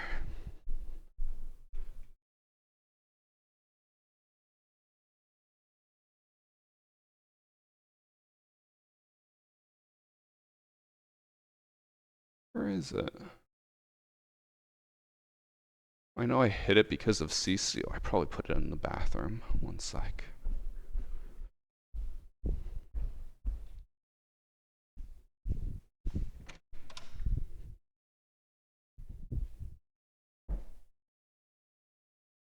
Bro, where did I put it?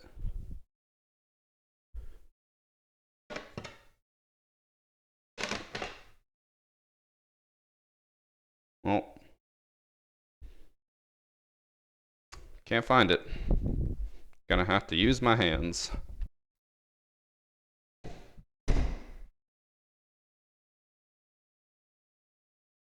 Or did I leave it on my desk? I'm gonna be really upset if I left it here. No, I didn't. All right.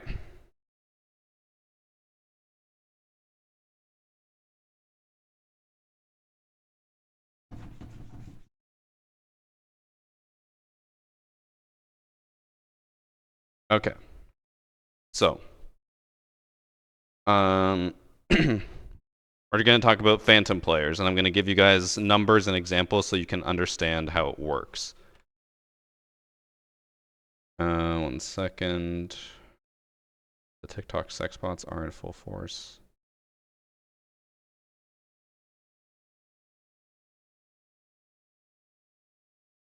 Okay, so Phantom players.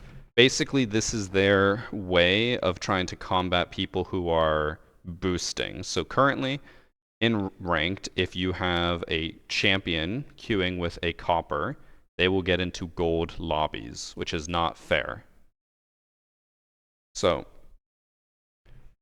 we'll do some numbers. So currently, as it stands, if you are a champion at 4,500, and you're queuing with your copper friend who's at 1,500, the way the system works is it adds these two numbers together, which you get 6,000, and then it divides it by the number of players in your squad.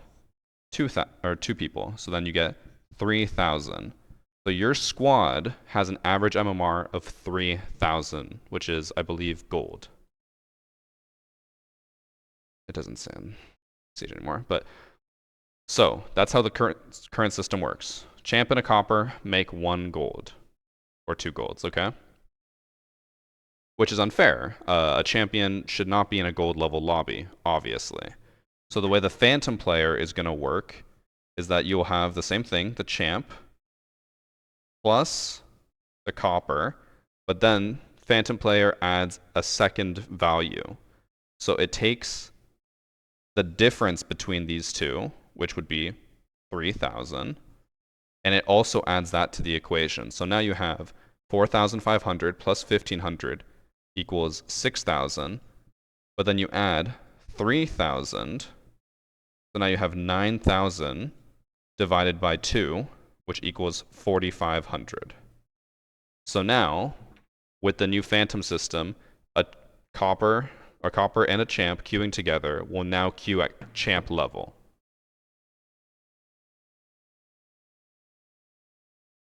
No matter how I ran the numbers, it always just went to 4,500. So I think if you add more people to the mix, then it gets a bit more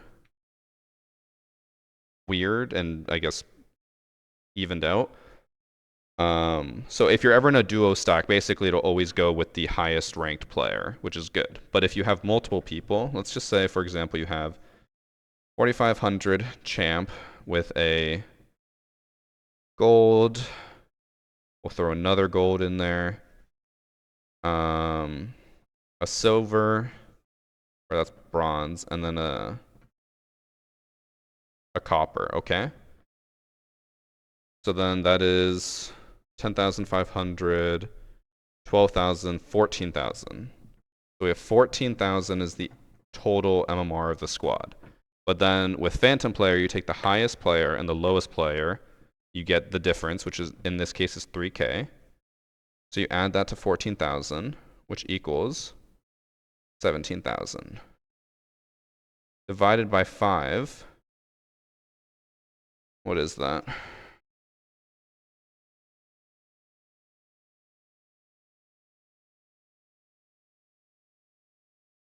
I could do the mental math, but my brain is dying. 3,400. So, with the new Phantom system, if you have a squad of a champ, 2 golds, 1 bronze, and 1 copper, the average MMR will now be like gold 1. 3,400, okay? If you do not have the Phantom thing, then the MMR of the squad would be 2,800. So now the average MMR of the squad with new Phantom player has gone up 600. It would be 2,800 without Phantom, 3,400 with Phantom. Meaning that it'll be harder for someone like a champ to queue against coppers. Overall, that is a very good change, something I'm looking forward to. Not because I necessarily face it, but just because I always think that matchmaking should be as fair as possible. Fairness matters more than anything. And in the current system, half the matches aren't fair. And what is 2,800 low gold? I think that would be like silver 1 or gold 5. I can't remember. And then 3,400 would be high gold, I'm pretty sure. What's annoying though is I still think while this system is cool in principle, I still think a better solution is just to always queue based off the highest MMR. I don't care if you're in a stack where it's a champ, 2 golds, a bronze, and a copper. The match should only be champs for the enemy team. This is a way that doesn't happen, but I think that's the only fair way to play. If you can play ranked with whoever you want, but if you're a champ, you should only be playing with champs. Doesn't matter if your friends are copper, you should be facing champs all the time. That's how it should work. But a Phantom player is a good alternative.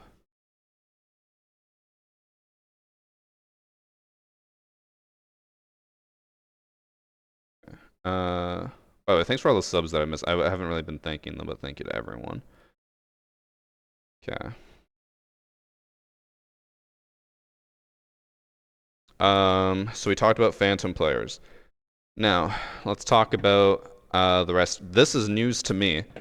Every 30 seconds that you're in queue, the matchmaking system relaxes the parameters. So, if you are queuing for a champ level lobby because you have 4,500 MMR, 30 seconds in, it's going to be like, let's bring those parameters down a bit. It doesn't have to be just champs. We'll include Diamond 1 now. 30 seconds later, okay, we haven't found the match yet. Let's include Diamond 2s. 30 seconds later, okay, we still haven't found a match. Diamond 3s. So every 30 seconds, matchmaking gets more and more relaxed. So the longer you're in queue, it could go either way. Either the worse the match is going to be for you, or the easier. But it'll never be a more fair match.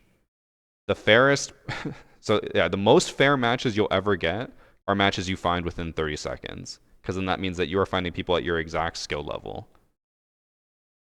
So, actually, you know what that means then? You should cancel your matchmaking every 1 minute because you might get a match against harder people if you wait longer than a minute. So resetting your queue actually has a benefit.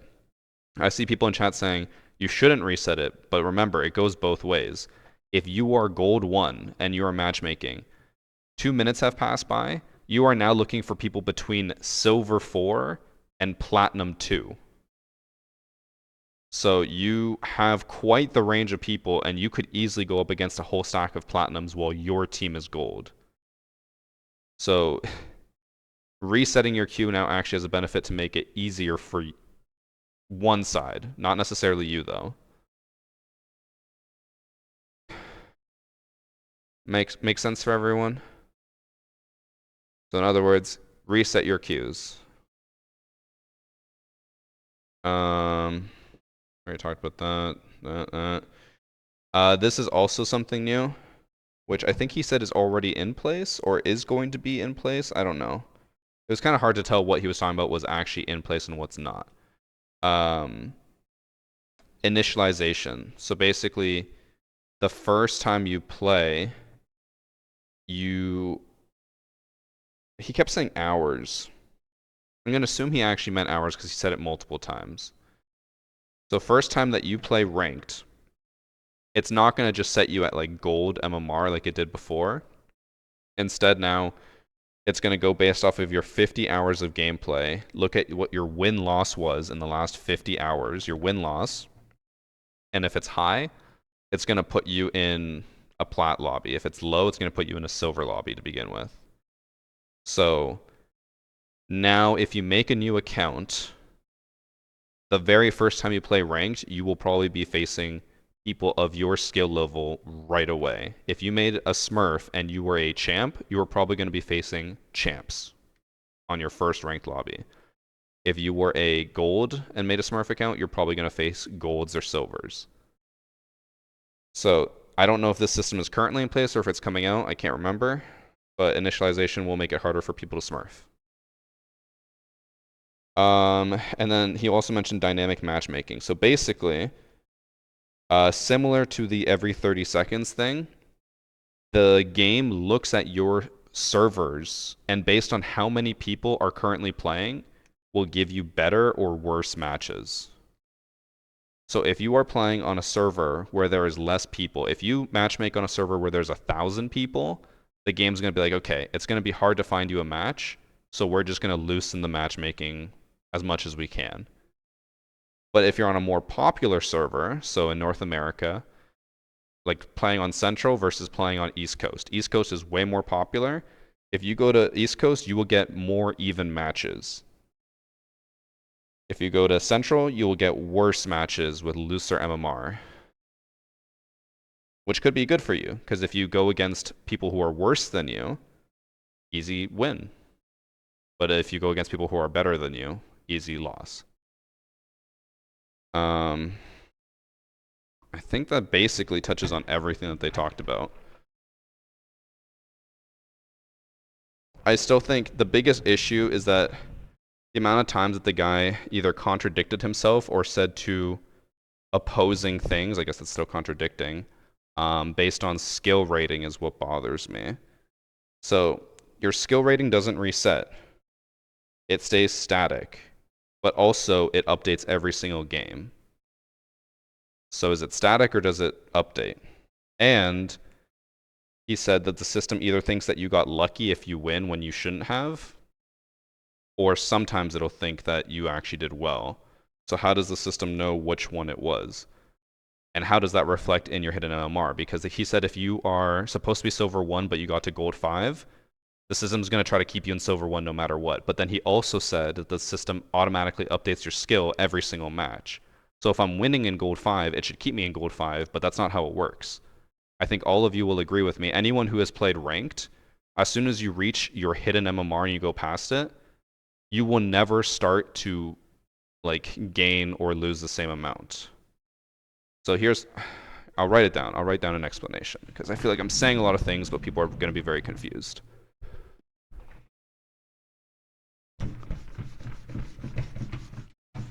Okay. So how it stands. Let's use an example. If your hidden MMR is silver 1, okay? In silver 1, you will gain and lose the same amount of MMR per match, whether you win or lose, okay? So if you win, you gain 10. If you lose 10, okay? If say you lost, or like let's say before you got to silver 1, you're in silver 3. Since the system thinks that you belong in silver 1, you will gain like 15 and you will lose 8. So the system is trying to push you to the rank you belong, okay? But then let's say you make it, you win enough games, you get up to gold 5. I think a lot of you will have experienced this, where suddenly you are only gaining like 5 MMR per win, and you're losing 15 per loss. Okay? So now the system is like you belong in silver 1, but you got to gold 5. It's trying to punish you by making you lose 3 times as much as you win. So for every single game that you win, or for every single game that you lose, you have to win 3 games to make up for it, right? All of you guys have had that happen to you? So if I get to gold 5, why is the system not updating saying you belong in gold 5? Why is it still trying to punish me and bring me back down to silver 1? I think that's because the system doesn't actually update your hidden skill. Because if it did update your hidden skill, then now in gold 5 you would be gaining 10 and losing 10. But that's not how it works. And then I don't know this for sure. I don't know if anyone in chat can attest to this. If you eventually go back down to silver 1, how much do you gain and lose? For anyone who's been in the situation where you gain less than you lose, what happens when you eventually derank? Do you go back to gaining 10 and losing 10? Or does it stay how it is, where you gain 5, lose 15? I would assume it would go back to 10 and 10.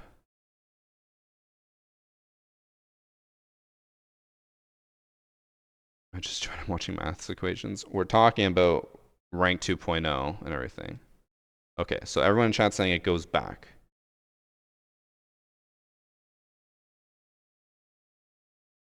So then how do you ever get the system to agree that you belong in gold 5? I don't know how you do it. He claims that the system will just acknowledge it, but I don't think that that's true. This is where we get into a fuzzy area because me and Evan had the argument about whether restarting queue works or not. And I said a UB dev said it doesn't work anymore. It doesn't change anything. And he said, why should we believe them? I was like, because they're a UB dev. But now a UB dev has said that the system updates in real time, but I don't believe them, I'll be honest. Because we have seen how the system works and we know that to not be true.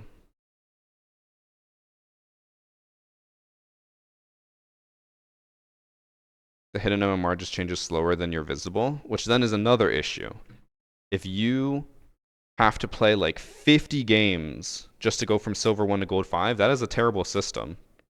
He even mentioned in the panel, as an example, granted it's just an example, we shouldn't take it for 100% like truth of what he said, but like that you could go up by 2 tiers, so from like gold 5 to gold 3 in one season, and then you have to wait for the whole next season to go up 2 more tiers. Like that just seems like a very long, grindy process for someone who probably is better, because you could actually be in this situation that we've painted, even though you're in silver 1, you could actually be a plat level player, but even a plat level player is going to lose 1 in every 3 matches in gold. So even if you get to gold 5,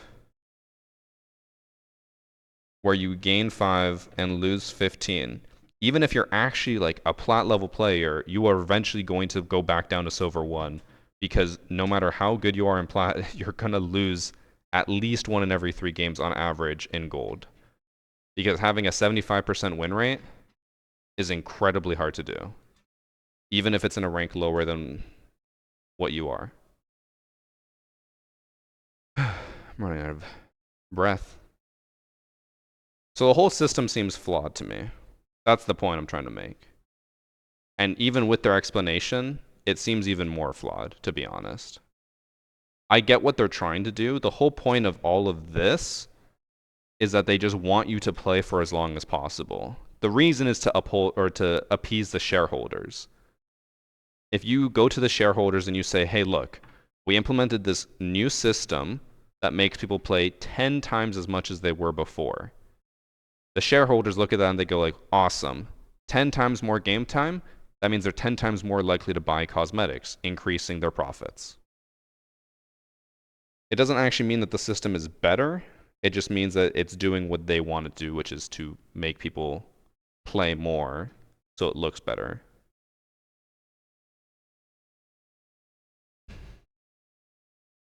All right. We've discussed everything on here. Personally, how I would review the panel was negatively. I don't think it was a great panel. I think there was a whole lot of nothing said personally. But that is also being said as someone who understands Rank 2.0 already. I understand it. I've always been explaining it since day one how Rank 2.0 works, and people still don't understand it. So the whole point of it was to tell people how it works. The issue I have is just it seemed very contradictory with stuff he was saying, and it was a whole mess. It also, I'm not gonna lie, it did feel pretty scripted. A lot of the questions that were being asked, even the answers to those questions seemed completely, how do I even describe it? Like she would ask him a question and he would start, it felt like a political debate. You know when you ask a presidential like election person a question and they just say a whole lot of nothing but then don't actually answer the question? That's what it felt like. Half the shit that was being asked wasn't actually getting answered. You would say something like, what about a champ queuing with a copper? And they'd be like, well, this is not something we like, but it's something that we're looking at. It's like, okay, but what does that mean? Like, you're not giving me a straightforward answer. It just felt like they were, what's the term I'm looking for? Like dancing around the actual answer. They weren't giving straight answers. So I feel like, I know that that will never change. I am not saying that Ubisoft should answer questions as honestly as possible because they'll never do that. And I understand why they won't, because if they were to do that, it would not look good versus them just telling people a whole lot of nothing and hoping that they move on. But yeah, I think personally, panel is kind of an L. But that's just my opinion. I could partake in the fireside chat and ask other questions, but I personally, I feel like one, like I mentioned, even if I were to ask a question, I don't think they would give a straightforward and cohesive answer to it. I feel like it would be a whole lot of nothing. So I don't think it's worth it. And like I mentioned, the panel that they're doing is at a time where I'm going to be streaming the new season. So I am not going to give up streaming the new season just to ask one question in a 1-hour panel. We're not doing that. So yeah. Any other things you guys want to ask before I go? I'm probably not going to answer all of them, but in case I missed anything or need to talk about anything.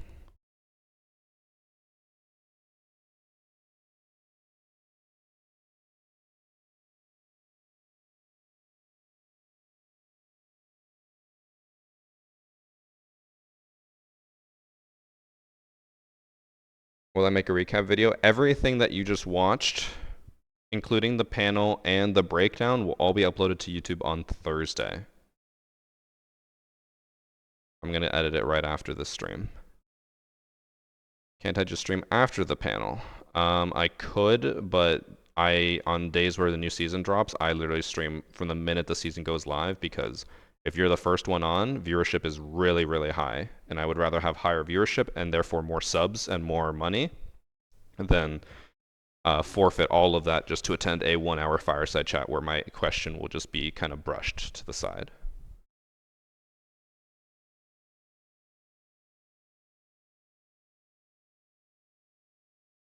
If you play ranked and rank up, you should stop and wait until your hidden MMR catches up. With how they explained it, your hidden MMR will never catch up. It doesn't work like that. Your hidden MMR is updated apparently per match, so just sitting there doesn't actually increase your hidden MMR. You have to keep playing to increase it, which it makes no sense.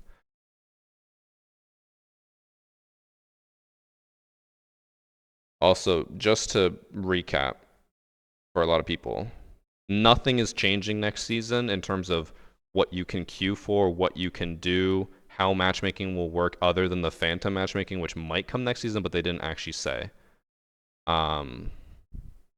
So nothing's gonna change next season. Don't expect to change. This was just an explanation panel. I was hoping for a little bit more. They announced some changes, some minor changes, but very, very little. So expect ranked to be exactly the same next season as it is now. Okay? Okay, I think that is enough. My throat is getting raw from all the questions and answers. Before I go, thanks for the subs from Wicked Bune, Aces, Torwi, 100 bits from Alosh, Ruts with the Jason Ruts with the 52 months, Speed with the 2 months, MRD with 100 bits, Who's Nice with the sub, Ding Dong with the 100 bits, Demo Doom, Quicks, Fresh Bites, VTX Ghosts, Layuda, Beams, Fate, Icy Kip, Devon, and anyone else I might have missed, and Studman, and Smokey with the gifted subs. Thank you, everyone. So yeah, I'm gonna try to edit that into a cohesive video that will go live Thursday, like I said, and then we'll be back tomorrow with more standard gameplay. We're gonna play some more Solus to try to finish my Solus video, and then yeah, that's all we really have to look forward to. Again, I will not be streaming Saturday for sure. Friday is a maybe. It depends on what time we are leaving on Friday. Okay? I probably won't stream Friday. That's my guess. We're going to end the TikTok stream here first. And Twitch, thank you guys for tuning in. I hope you guys probably didn't learn anything, but I hope you guys at least enjoyed that breakdown and everything we just did. I feel like there was a lot of yapping all around, so I'm going to try to, like I said, edit that into a cohesive video. But we'll see. Okay. Yeah. All right. Take care, guys. Bye.